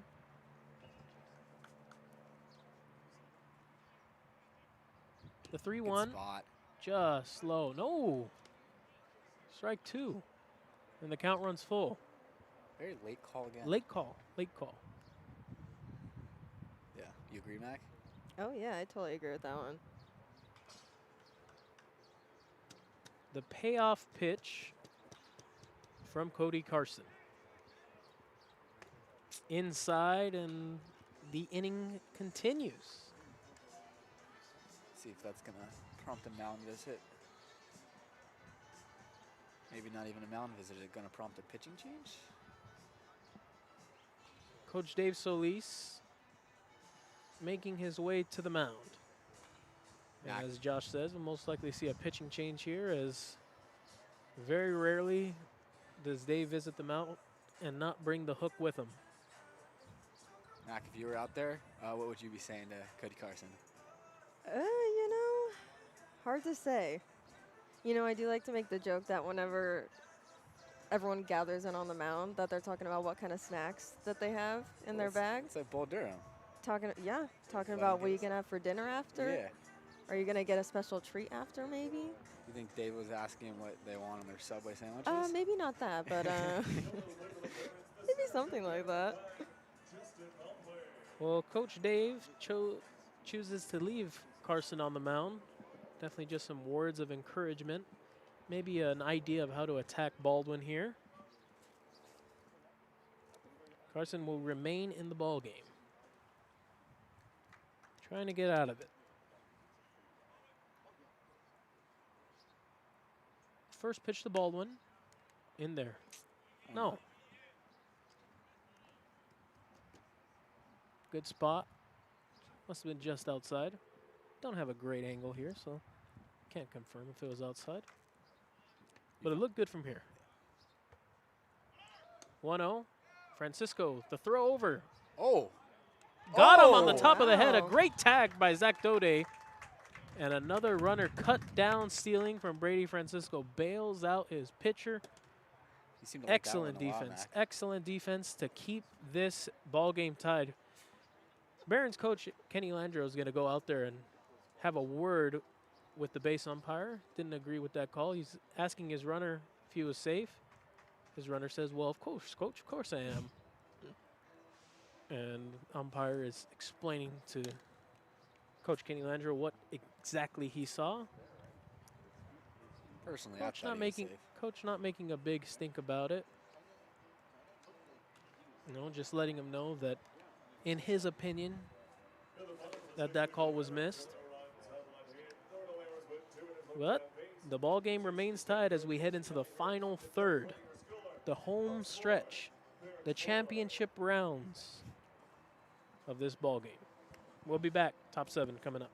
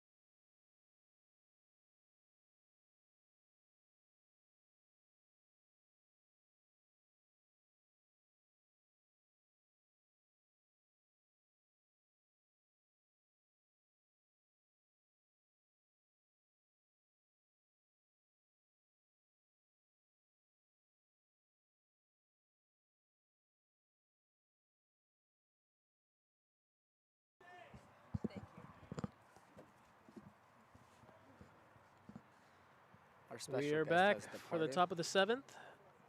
Boyce still out there for the Barons. Schwartzberg leading off the 7th for the Oaks. We weren't able to give a formal goodbye to our guest, Mac. She had to go take care of some other business. So go put her foot down somewhere. Ball runs inside on Schwartzberg. 1-1 the count.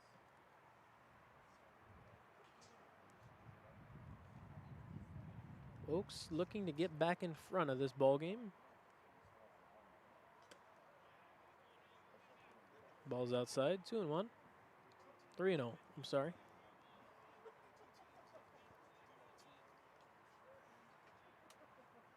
This is exactly what you're looking for here in the 7th. Leadoff man on, 3-0. Should be taking. Ball's right down the middle. 3-1, still a hitter's count. Schwartzberg looking to set the table here. Goes out there, ball up the middle.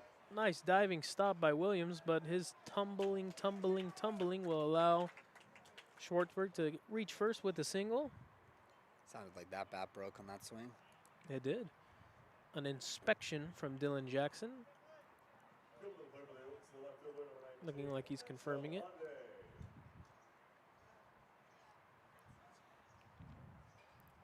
Looks like that bat will enter the graveyard into the firewood pile. Which is a pile that they started even before they started playing games. Max Aude now up. He's 2 for 3 today. Couple of singles. Takes a hap, comes up empty.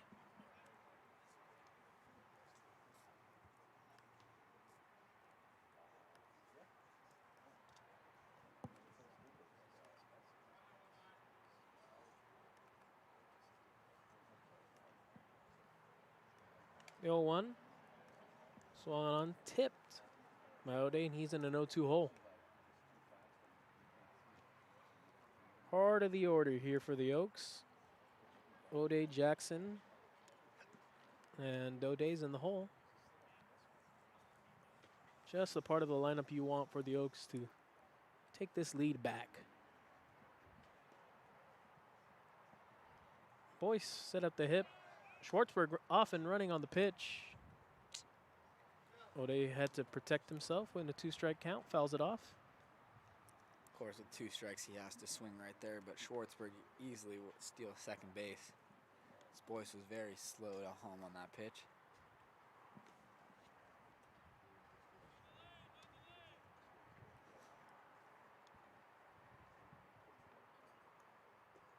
Another 0-2. Check over. Nothing going.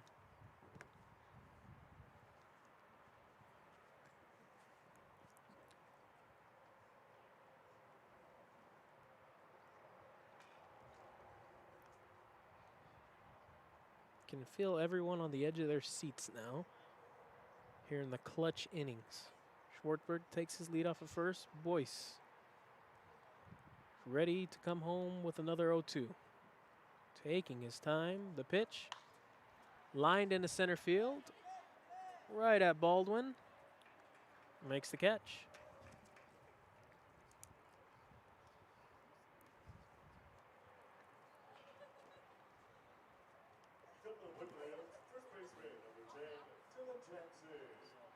That'll bring up Dylan Jackson. Jackson, of course, 2-run homer yesterday.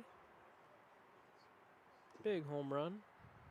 Bit of a rarity at Sparky Anderson Field. The right-handed batter getting through that jet stream, although the wind was a little weak yesterday. Schwartzberg's off and running. Ball's in the dirt. Neighbors does a good job of picking it out and getting the tag down, and that'll cut down Schwartzberg. Didn't look like the best of throw. Not at all. Didn't look very strong. Just a bad jump from Schwartzberg there. Is it a ball or a strike? I think that was a ball. Pitch to Jackson. That's definitely a ball. Oaks trying to make something happen on the base pads, get a man in scoring position. It doesn't work out this time.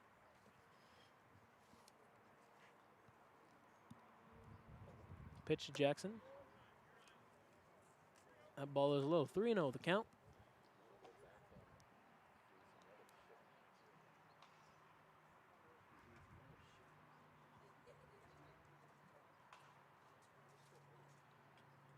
Jackson's 3-0. Whoa.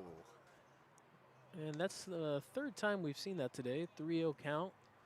Batter thought that was ball 4, and umpire, as they're walking to first, the umpire says, no.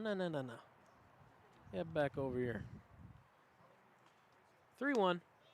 That one's on the corner, and 2 pitches. Jackson gets caught.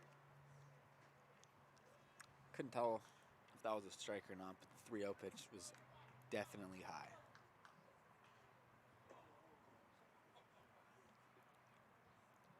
The 3-2 to Jackson. Out in front of a breaking ball. Boyce gets out of the inning. And time to stretch here at the MLB Youth Academy in Compton, California. 6.5 innings of baseball have been played, and nobody has a lead in this ballgame. It is 4-4. We'll come back after we stretch for the bottom of the 7th.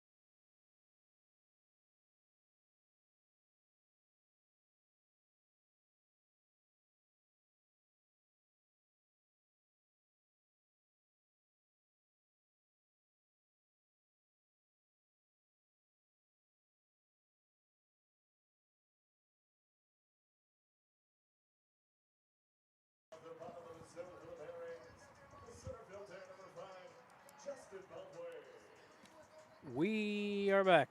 Bottom of the 7th. New pitcher to tell you about. Number 22 for the Oaks, Nate Clow out of USC. Well, first man to greet him will be Justin Baldwin, center fielder for the Barons. Clow's first pitch up in the zone for ball 1.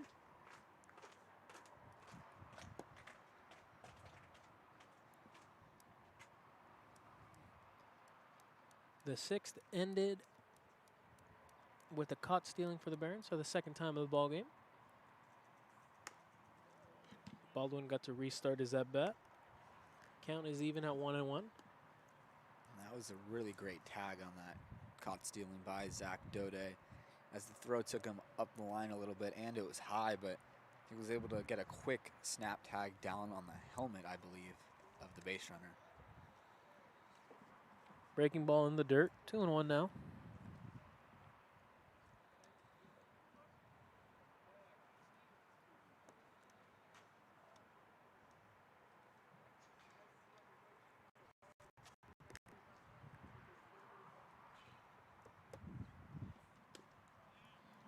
Good spot. Good spot from Cloud, but it's 3-1 count now. Cloud out of USC by way of Federal Way, Washington. You ever been to Washington, Sammy? No. I want to go to Seattle sometime. See a Mariners game. 3-2 to Baldwin. When I was, I don't know, less than a year old, 2 maybe, family made a trip to Canada. Oh. So I don't remember. I technically you were in technically Washington. was in Washington. As Baldwin draws the leadoff walk. Exactly what the Oaks did not wish to happen. As you get the speedy Baldwin up for the speedy Neighbors. And this is a kind of situation where Neighbors can put down a sacrifice bunt and turn that into a base hit. Yeah, there's a very good chance, very, very good chance that he's bunting in this situation. Matsumoto thinks so, as he's well on the infield grass. Shows bunt And pulls back. if Matsumoto crashes too hard, Neighbors seems like he's a smart enough hitter to just pull back and slap it right at him. Raphael for call special. Yeah, a little slash. My last ever career high school hit was on a slash RBI single. You got that ball somewhere? No. It was an exhibition game in between our last regular season game and our first playoff game. I went 0 for in the playoff game. 2-0 to Neighbors. 3-0. This is not a good spot for the Oaks here. In danger of allowing 2 of the fastest men in the CCL on for the heart of the order for the Barons. In a tie ball game, no less. A 3-0. Ooh. Take it. 3-1. Ball looked a little up, but umpire's been calling that all day. Consistency. Consistency is all you can ask for. Neighbors Stay. pops one up. Stay. Matsumoto running out of room, and that ball get out of play. Little acrobatics from Matsumoto, climbing, scaling the wall and reaching over and picking up the ball in foul territory. To the amusement of the third base coach. Counts 3-2. Got to show off Baldwin. the athleticism as often as you can. Oh yeah, Baldwin has a healthy lead at first, Oh, he's going. and that ball's up. Neighbors draws the walk. One of the toughest guys to strike out. Very good knowledge of the strike zone. And he saw that ball out of the hand was over his eyes, so he didn't even think twice. He was ripping off that elbow pad as soon as that ball was thrown. That'll bring up Thomas Williams. Williams 0 for 2 with a walk and a run scored in today's ball game.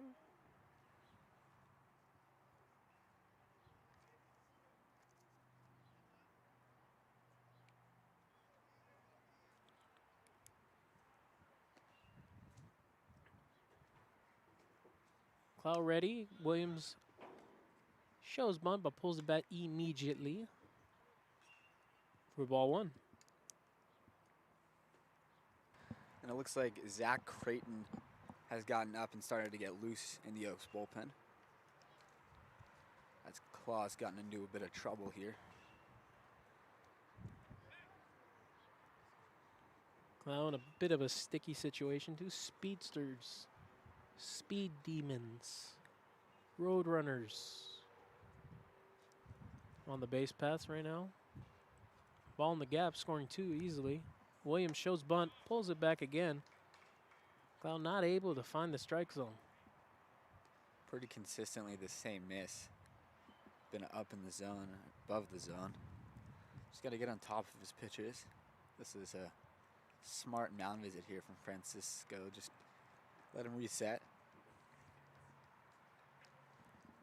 Jackson joining him at the mound. He's done a bit of some catching too. You love to see when an infielder joins the pitcher on the mound like that. It just shows leadership. Cloud looks a bit frustrated. Shaking his head a lot. Can't really understand why he's missing in his eyes. Just frustrating. You mentioned coach doesn't like when a reliever comes in and starts walking some guys. Well, I'll tell you, pitchers don't really like that very much either. Not trying to walk guys, they just can't help it. There's nothing you can really point it to. Did he warm up wrong? I don't know. Is he rusty? Don't know. Just not his day so far. 2-0 to Williams. There you go. Gets a bunt down. Clouds only plays at first, throws over to Schultz.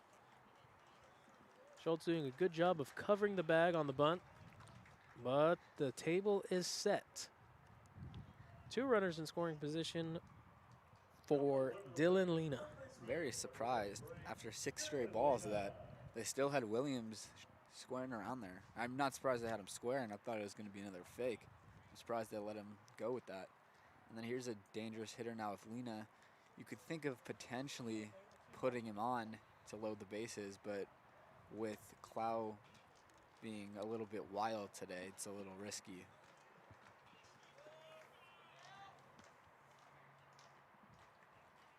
Infield's in. Please go foul. Ball down the line, hits the chalk. And that'll be a 2-run double for Dylan Lena. Wasted no time at all. Went after the first pitch, laced it down the line. We got a perfect angle here as we are sitting right on the line and saw a little bit of chalk kick up. Unfortunate. Oaks are down for the first time in this ball game. Mirrored script to yesterday's ball game. The Barons were the ones who got out to the early lead.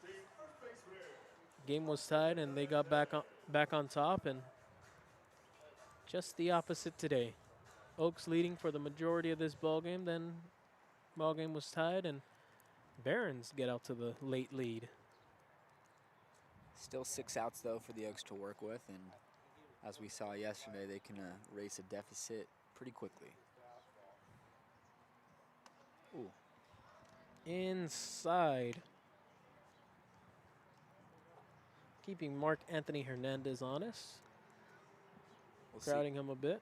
see how long Coach Solis lets Claw out there.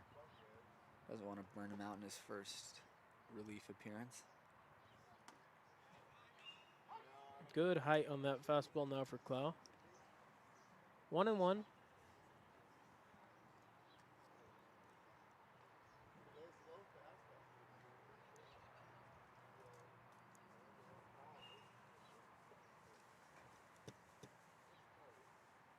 Six-4 ball game.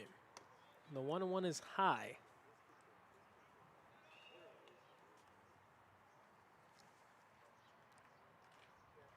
Two-1 now. Hernandez 0 for 3.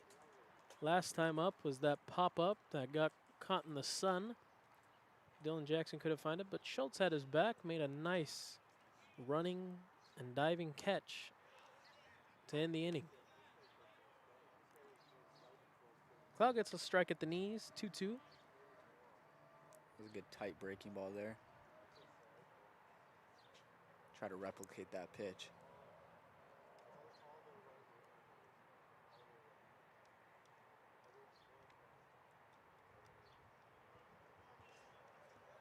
Nick Cloud gets the sign, comes home. And that familiar miss so far this inning, a high fastball. Just can't get on top of it. Riding high. And the Barons hitter is doing a good job of laying off. Counts full. See if they try to throw that slider. Looked good in a couple pitches ago.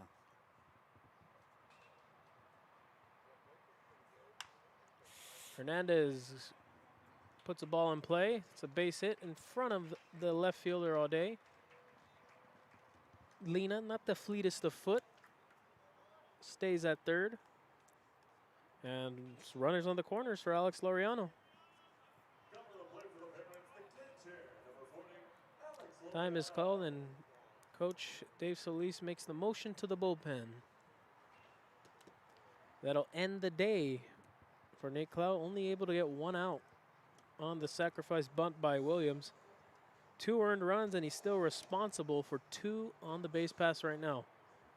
We're going to see the debut of Brett Edwards.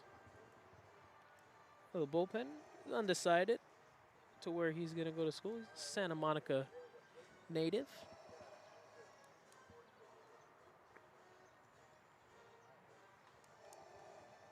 Edwards, one of the most interesting looking players on the team. Got that long hair, the scruffy looking mutton sideburns. Looks straight out of Leonard Skinner. I promise you. Promise you, straight out of Leonard Skinner. Ed King. Looks like Ed King on the album cover, the first album. Leonard Skinner, pronounced Leonard Skinner. The one with the lightning bolt on the album cover. Lightning bolt going into the head of Ed King. Where Brett Edwards go to school? Undecided. All right. Where do Edwards rocking the high socks.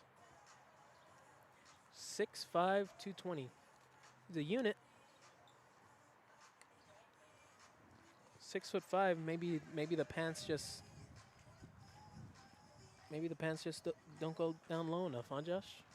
Yeah, I mean, they don't make pants for him. Oh, you. Yeah, most of it going to LA Valley. Something you can't teach, Josh. Height. Believe me, some of I know that. Some of us, not quite as blessed. No. As a member of some of us, I can. Short kings. Yeah, short kings.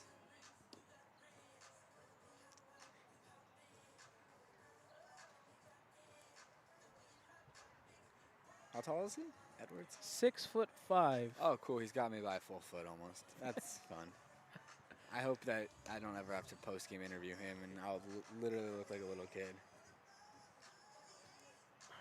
For those that don't know, I'm a very humble. You're 5'6" and full of tricks. Yes, exactly. Thank you, Sammy.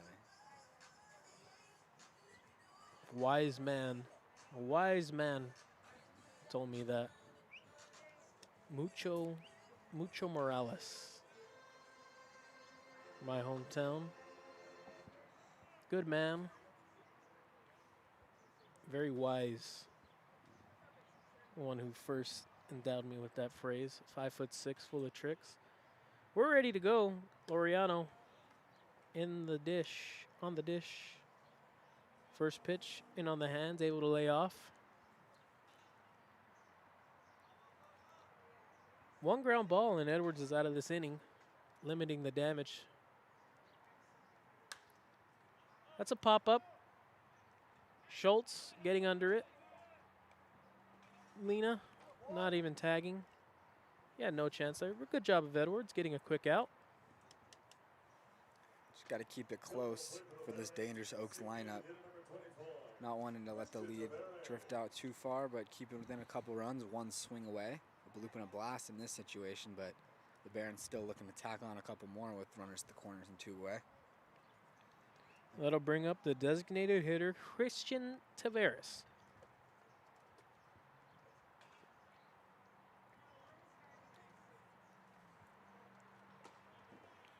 Edwards shaking off a sign, finally gets one he likes. Comes home, ball in the dirt. Good job of Francisco to eat that ball up. Seen that a couple times so far. Francisco, a brick wall behind the plate. Nothing getting past him. There's so much backstop over here, so much room behind the catcher that any ball that gets by is going to be a run. As Tavares fouls that pitch off. Tavares, very interesting. I don't know if I've ever seen just a knee guard. Just like one little pad on his knee. Certainly a story behind that. Yeah, probably. Probably fouled one off his knee and never wanted to experience that again. Can't blame him. The 1-1. Ground ball to Doday at second. Goes the easy way to Shultz, and Edwards does a good job of stranding both runners. But not before the Barons take the lead at the end of 7, 6-4. Oaks looking to get this ball game back in their favor. We'll be right back.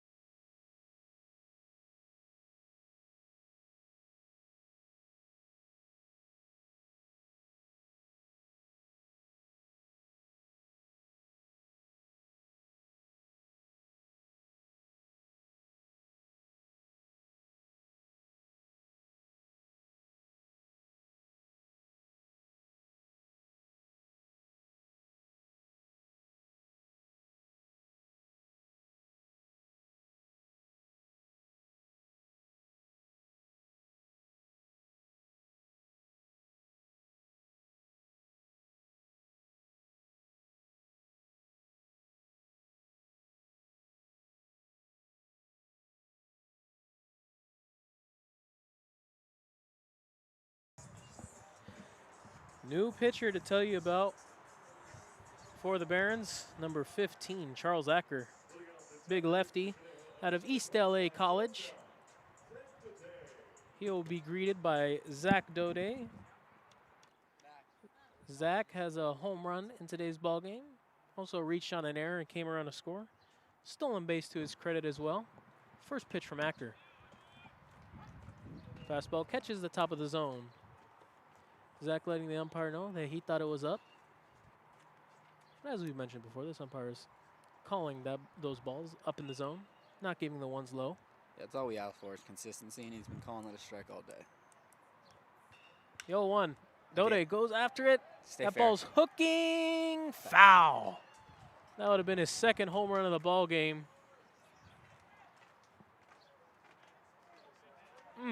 Just a little bit out in front. And Zach Doday, after going homerless last summer, he was nearly getting his second of the game. Just out in front.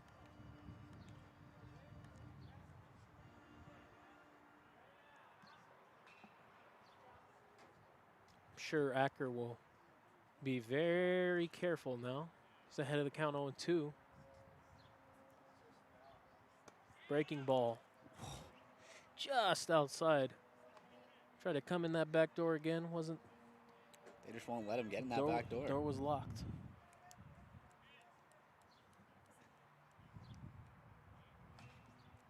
Of course, other sports going on today. Super regionals going on. It wasn't Drew Some Smith. news out of Oregon. Tanner Tell us about Smith. it. Tanner Smith. Tanner Smith. 3-run home run for the Ducks. For the Ducks that we root for because of all the Oaks connections. Got a few players there from last summer. Drew Smith this summer, and that's where Jackson Jordan will be attending in the fall. Big fans of the Oregon Ducks. Go Ducks. The 1-2 to Zach Doday. Ball's popped up. Hernandez ranging to his left. He has room and makes the catch. So after missing out of a home run by a matter of inches, really, Zach Doday fouls out to begin the top of the 8th.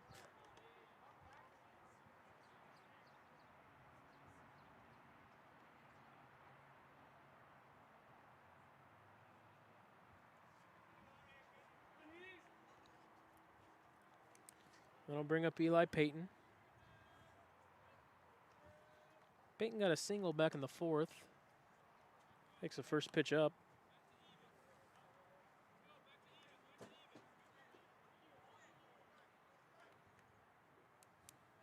Oaks looking for a couple of base runners.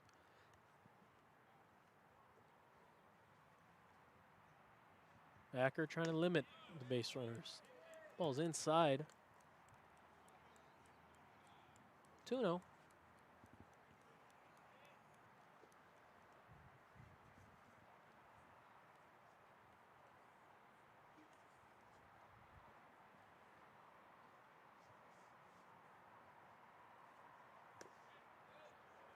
Acker's breaking ball is low. Paton surely taking 3-0 here to bring the tying run to the plate.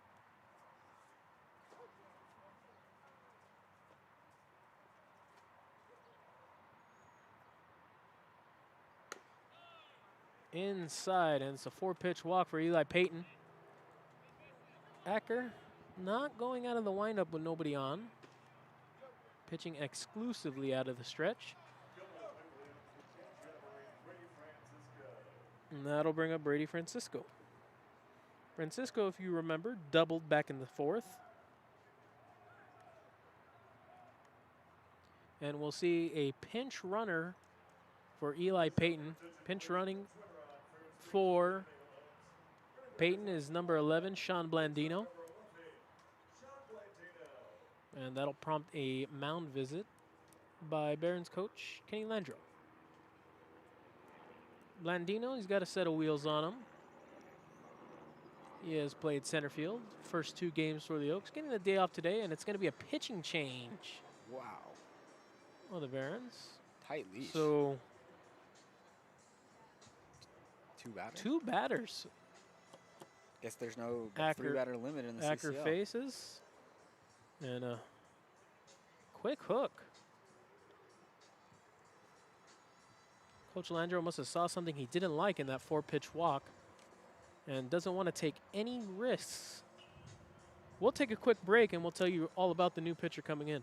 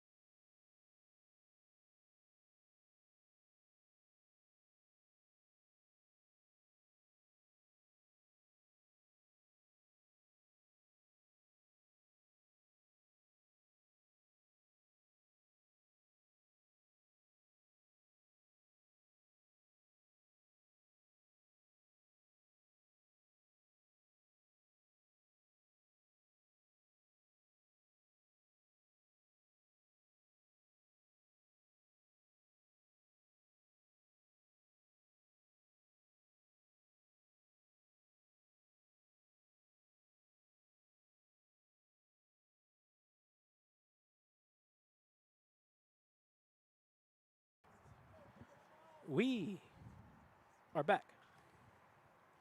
New pitcher is Maximus Berber. Little nubber to second base. Francisco, I'm sorry, moves the runner Blandino over. Not ideal here, as you'd rather see hits, but getting the runner over, creating an RBI situation for Taylor Schultz. Schultz, 3 RBIs. 3 of the 4 runs driven in for the Oaks today. The 2-run double back in the second and the sacrifice fly in the fourth. Schultz looking for the 4th RBI of the day. First pitch is up. Berber's out of Whittier College. 6'3", 230. Listed as a first baseman as well as a right-handed pitcher. Another one of those two-way players that the Barons are in surplus of. Schultz disappointed in himself that he just missed that ball. Was looking to drive in a run with that swing. Schultz doesn't look like a big home run hitter, but he's got a bit of some pop in that bat.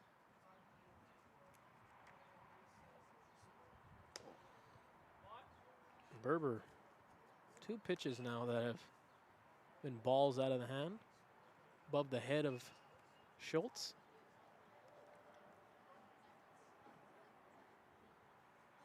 Schultz, of course, out of Georgia State, by way of Ackworth, Georgia.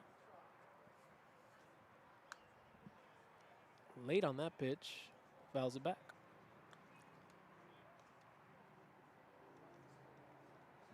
Schultz looking to extend the inning for Noah Matsumoto. Matsumoto, who entered the game, playing third.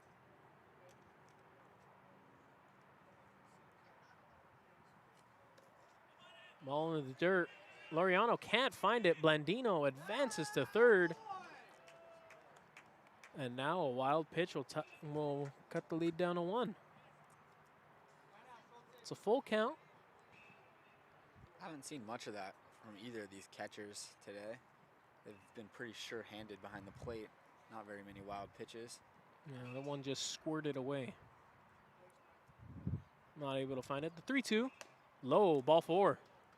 Extends the inning and first big spot of the summer for Noah Matsumoto.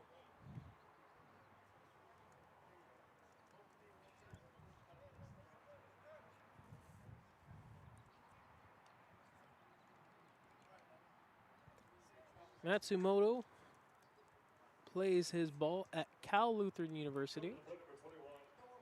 You could tell by the bleached hair, as apparently that was something that the Cal Lu players did during the playoffs this year. They all bleached their hair.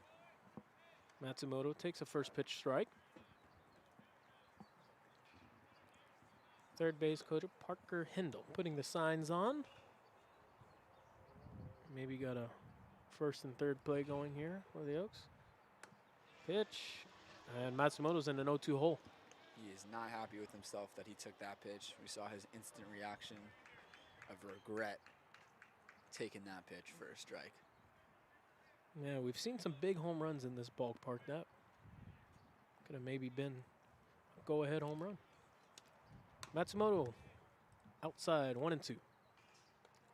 This is where you got to get patient, have discipline. With first and third, you want to contribute, want to drive in that run. But you have to be patient, especially in a 2-strike count. Pitcher's not going to throw anything that you want to hit. So Matsumoto has to do what he can. Stay alive. Got a piece of that one. Just stayed alive there. 1-2, foul tip there. Catcher Laureano very frustrated with himself that he didn't hang on to that ball. With the second lifeline, we'll see if Matsumoto takes advantage.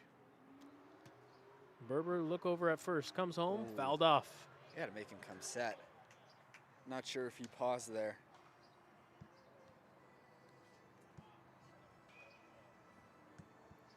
That could have been ruled a balk, in my opinion. Berber looks over at Schultz. Goes to first, nothing going.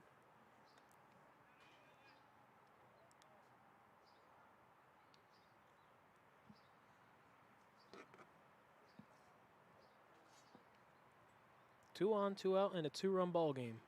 Ooh. Matsumoto up the middle. Good play by Berber. Reaches up and grabs it out of the sky. Throws onto first to retire the side to keep the 2-run lead for the Barons intact. After 7.5, Oaks still trailing 6-4. We'll be back.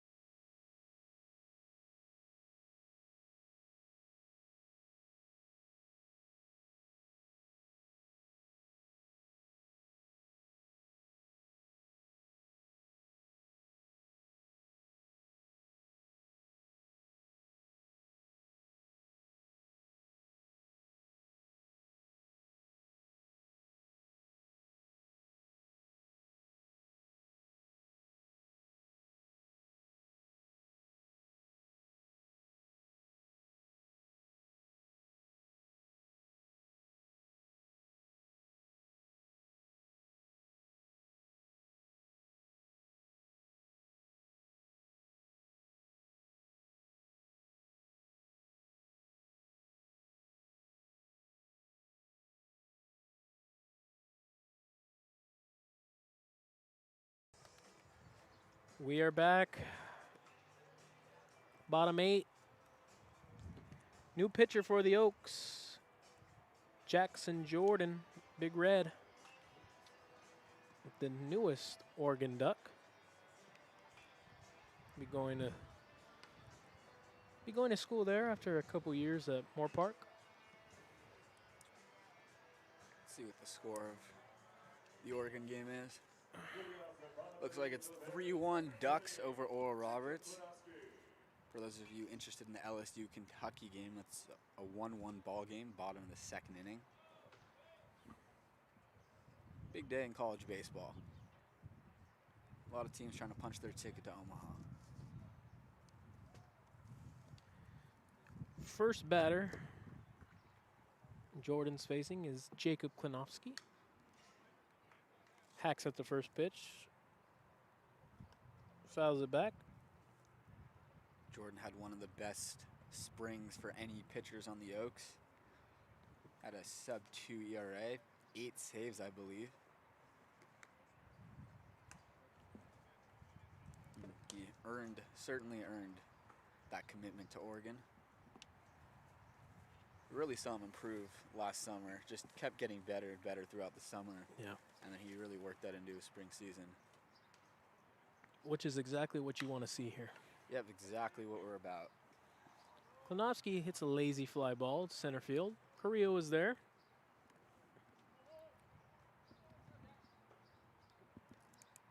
It'll be top of the order for the Oaks in the top of the 9th. In the top of the 9th, it'll be Carrillo, Schwartzberg, and Doday. If anyone gets on, it'll be Dylan Jackson. Right now for the Barons is the bottom of the lineup. 7, 8, 9 in the bottom of the 8th. Aaron Greenfield now up. Greenfield's 0 for 2 with the walk. Was also caught stealing in Coach Kenny Landreau's eyes. Controversial call. Tag on the top of the helmet by Zach Doday. That was to end the 6th. Jordan working that outside corner. Doesn't get the call. He wanted it. Well, with this umpire today, you're not getting that low strike zone. Not getting the bottom of the zone today. Yep. Jordan comes inside in a location that the umpire likes. 1-2. Imperative for Jordan to retire the side quickly. The 1-2. Just up. Greenfield thought about it. Did a good job of laying off. Count evens up at 2. That was just one of those backup breaking balls that Greenfield was expecting to drop in the zone and just hung up there. The 2-2 just gets a piece.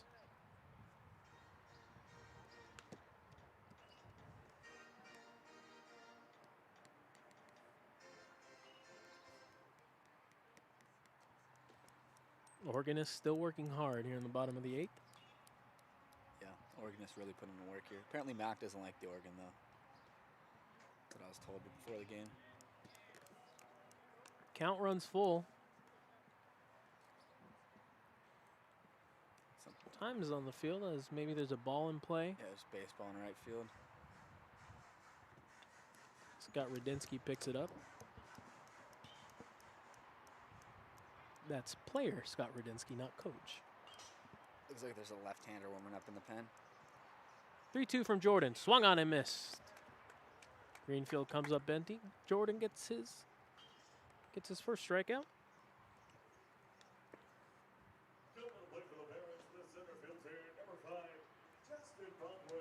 That'll bring up Justin Baldwin.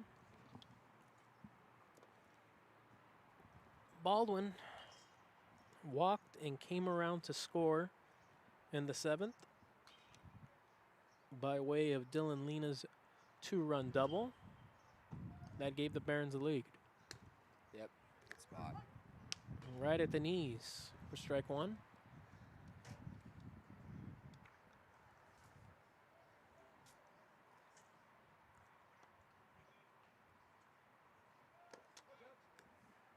Ball in the dirt, 1-1.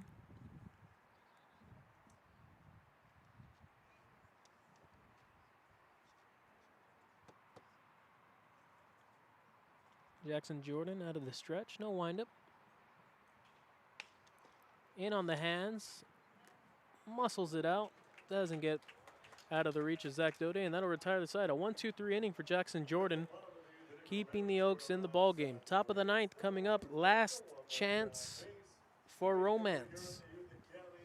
Top of the order coming up for the Oaks. We'll see if they can tie it up.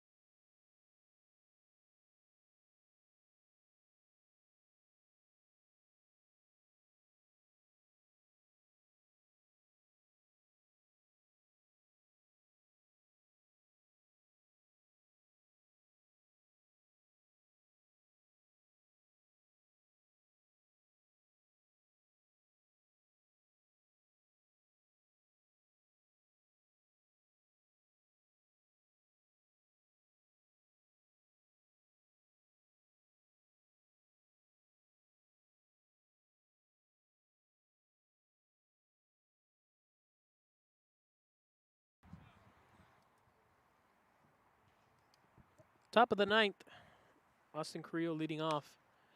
Berber still in there for the Barons. Carrillo 0 for 4 today. Frustrated with himself. All can be forgiven here.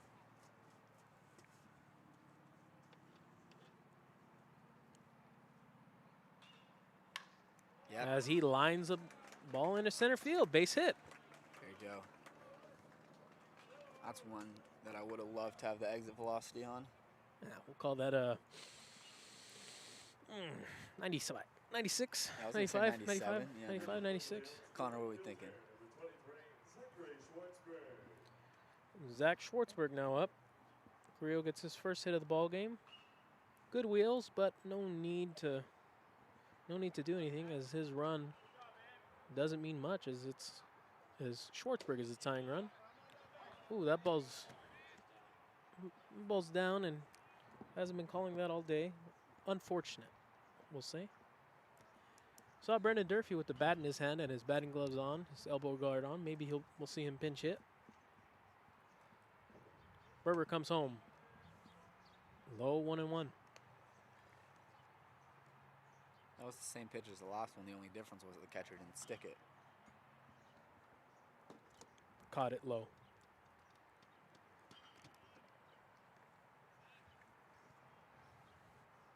Berber looks at Carrillo. Comes home in the dirt. Again, Laureano having trouble finding the baseball. And that'll cost the Barons a base. Carrillo's not the run to worry about, though, from a Barons perspective.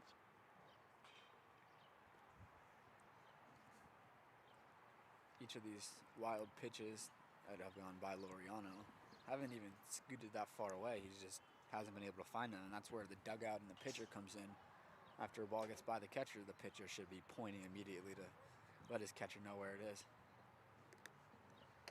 No, he did not. The 2-1, check swing, no appeal. Late appeal. Didn't go. It's always tough for a first base umpire in a three-man crew having to go into second and then asking for an appeal. He's got no angle on it. He's got the... Let's just ask Jose at first base.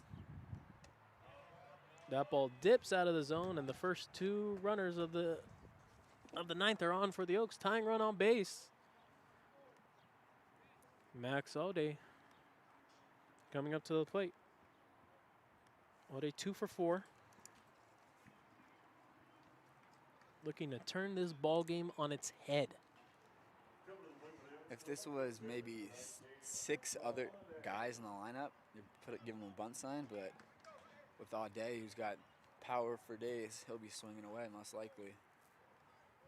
But a very vast majority of this group would be bunting in this situation.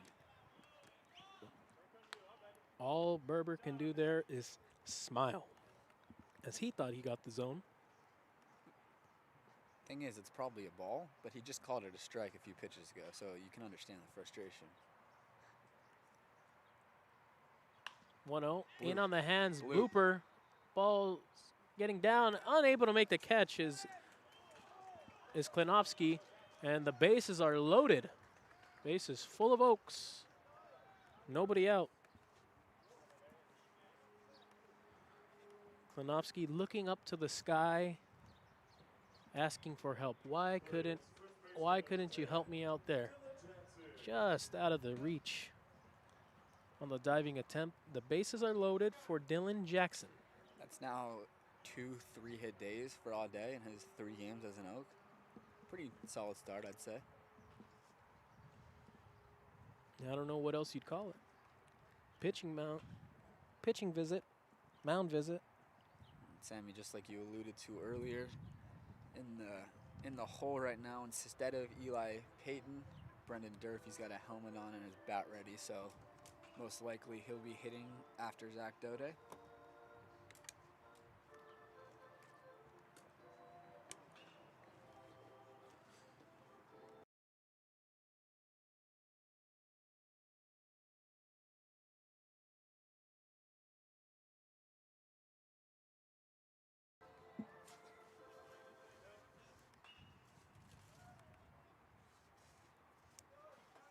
After that break, we're ready to go. Berber gets a sign. Low. Laureano keeps it in front of him. That was lucky it wasn't a pass ball as it deflected off of Soriano's glove, but luckily enough for the Barons, instead of ricocheting away, it ricocheted off his own body and back into the field of play. Berber a little shaky here in the top of the 9th. Breaking ball gets the outside corner, 1-1. Looks like a lefty is ready to go in the Barons bullpen. Doubt you'll see him come in for Zach Doday on deck. Berber comes home. What a Laureano, good block. I'm gonna get it out of the dirt. Takes a couple of looks over at Carrillo, make sure he's keeping put at third.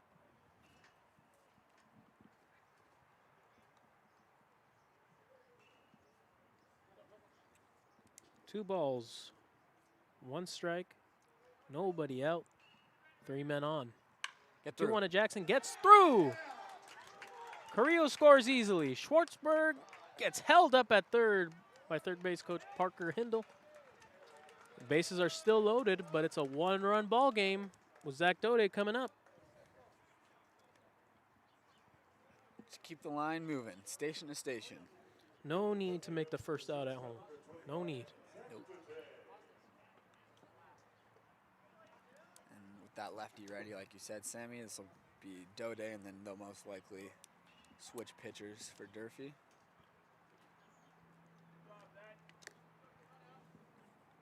Doday just missed the home run last time up. It's just foul. First pitch is in there for strike 1. See, so Sammy, I'm surprised in this situation, bases loaded, nobody out, that the Barons are bringing the infield in. You know, usually with nobody out in this situation, you just accept 1 run coming in and usually have the corners in, middle infield back. But the Barons really want to win this ball game right now. Ball is low, 1-1.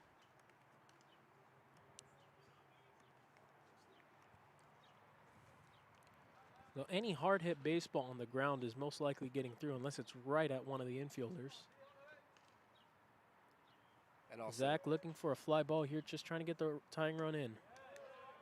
and also bringing the infield in presents an even greater opportunity for a jam shot, like a little bloop single.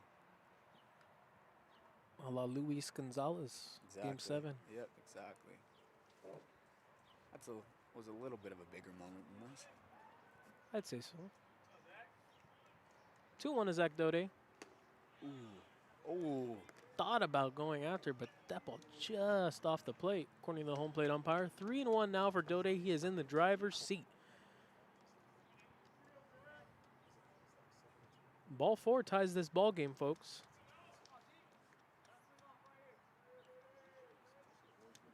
Maximus Berber really has to make a pitcher's pitch here. He'll step off and think about it some more.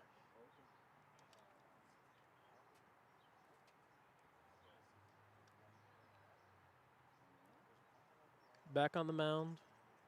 Gets his sign. The pitch. That's a line drive into left field. That's a base hit. 1 run will score, and it's station to station again. We got a tie ball game here in the 9th. Nobody out still for the Oaks. Oaks looking to take the lead here now, and what a man to have up to do it. Brandon Durfee coming up to pinch hit for Eli Paton. Zach Doday.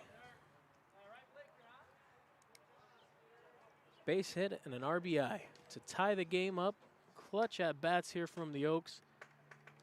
Yet to make an out in the 9th.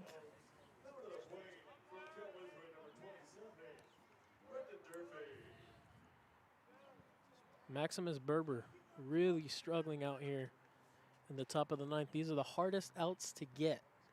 And The final 3 outs. Sammy, I don't think the lefty was ready and waiting. I think he was waiting to start warming up because he just started throwing after the last batter. Berber feels like he's getting squeezed. I know that last inning, Colby Downard was warming up for the Oaks. I don't see any action now, so see if they keep Jackson Jordan for the bottom of the 9th or if they'll go to Downard, who pitched in yesterday's contest. Berber comes home. Durfee fouls it off. 1-1.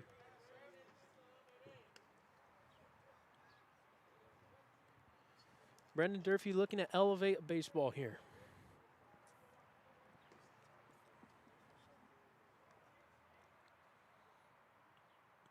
Max Aude, not the fastest player on the team, but Fly ball's deep enough to score him. That ball's up. 2-1. Just an ideal situation for a hitter here. Ahead in the count, nowhere to put you. Pitcher's got to come to you. So yeah, he's got all the can pretty much do whatever, and the infield's now back. It makes sense. Base loaded, nobody out. Inside.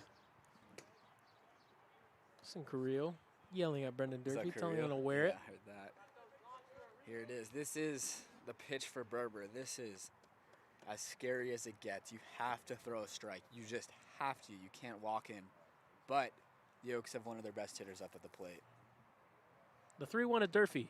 Swung on and missed. And the count runs full.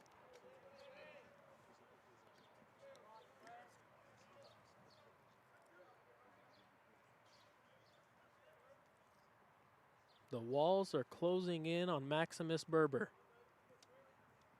He's allowed 2 runs to come home to tie the ball game. And he's in deep trouble. Bases loaded, nobody out. The 3-2. High and outside, ball 4. And the Oaks have taken the lead, 7-6. 3 runs here in the 9th, and they're not done yet. Bases are still loaded. There's still nobody out. As we've Berber's got to feel like the loneliest man in the world out there. He's looking around for help. Nothing's coming, Sammy. He's got to do it himself. And just like we talked about, doesn't matter how much the Oaks are down by, how late in the ball game, they will fight until the last out. And in this case, 3 runs, bases juice, still nobody out.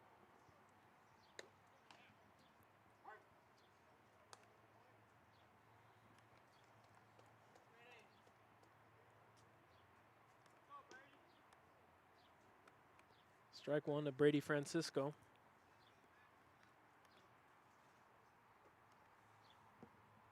Berber comes home. That's a fly ball to right. Ball is carrying just in front of the warning track. But that'll get the job done as another run comes home to score. That's a textbook at bat. Good for you, man. Brady Francisco doing a good job going the other way, and 2 runners tag. So the first out, if you're going to make an out, that's a perfect one to make. Sacrifice fly not only gets the runner from third home, but gets the runner from second over to third. So it'll be runners on the corners for Taylor Schultz. Schultz, as we mentioned before, 3 RBIs today. Looking for number 4. This is a textbook piece of hitting from Francisco there. Gets an elevated fastball in the outer half. Knows that he doesn't need to do too much with it and just lifts it to right field. And especially with the wind today, anything elevated to the outfield is going to carry.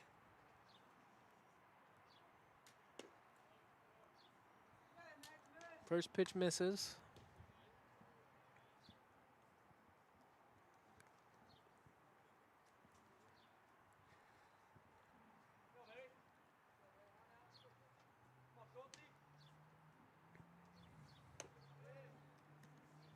Schultz ahead in the count, too, though.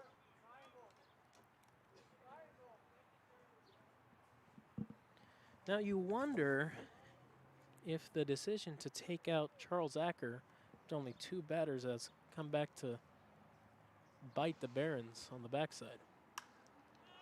As that's a pop-up, deep enough for Doday to tag, and he'll come home, and it's back-to-back sac flies for the Oaks. It is a 3-run ball game.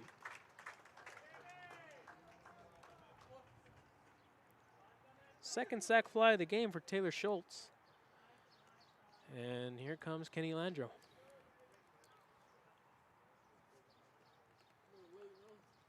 Could be too little too late for the Barons, as the Oaks have put up a 5 spot here in the 9th. Berber just did not have it.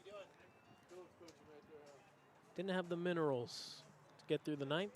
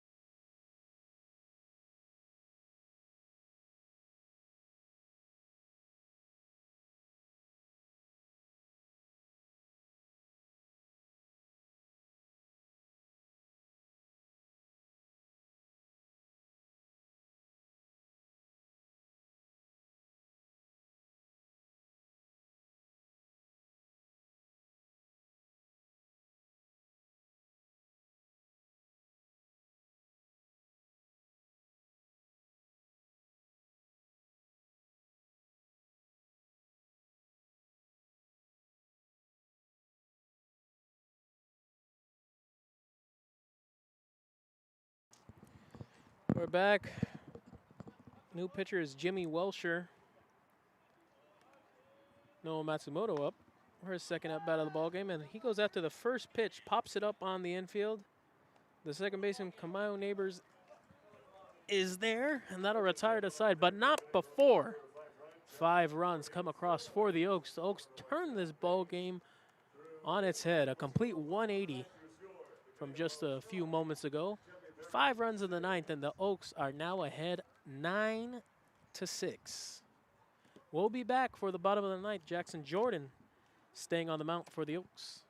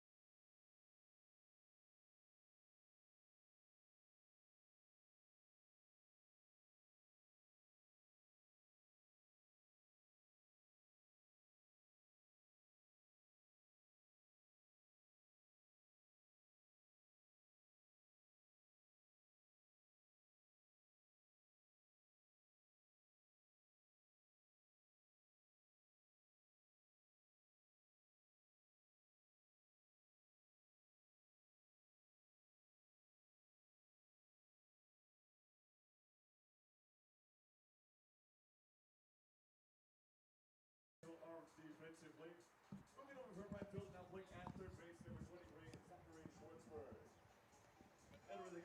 Back for the top of the 9th. A couple of defensive changes to tell you about. Matsumoto, after entering the game late, leaves the game. Schwartzberg comes over to third, and Chris Wright enters the game in right. It'll be the top of the order for the Barons. Jackson Jordan still out there for the Oaks, looking to close this ball game. It's not a save situation as he came in the 8th, and the Oaks were down 2. But this is to wrap a bow around his outing, earning the win.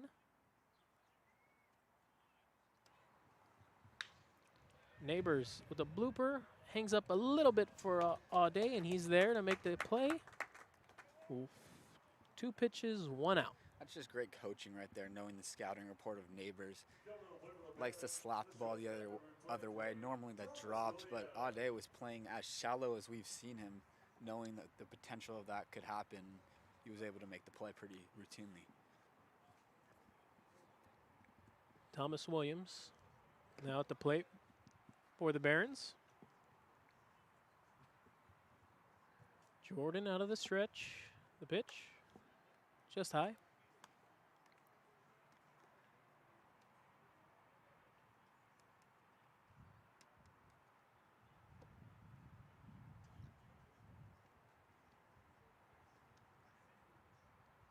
The 1-0 in there, 1-1. As we mentioned, these are the hardest outs to get. Maximus Berber knows all about that. Imploded for 5 runs in the top half.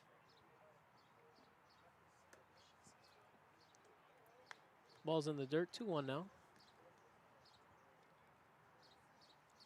Already 3rd game of the season, you could see that Jackson Jordan will be, once again, one of the higher leverage guys in this bullpen and potentially the closer. Williams late on that. Fouls it off, 2-2. Believe that Jackson Jordan and Colby Downard will probably be the 2 guys that get the pitching duties in the 9th inning, and as well as Danny Vilos. Saw Charlie Adamson yesterday too. Yeah. The 2-2, swung on and missed. And the Barons down to their last out.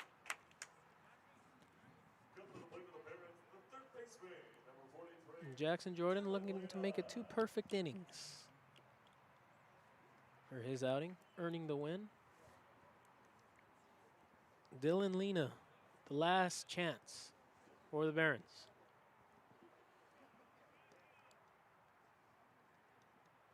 The first pitch is in there for strike one.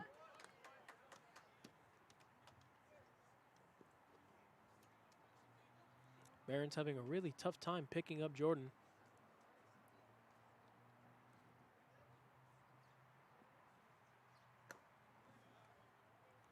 One and one.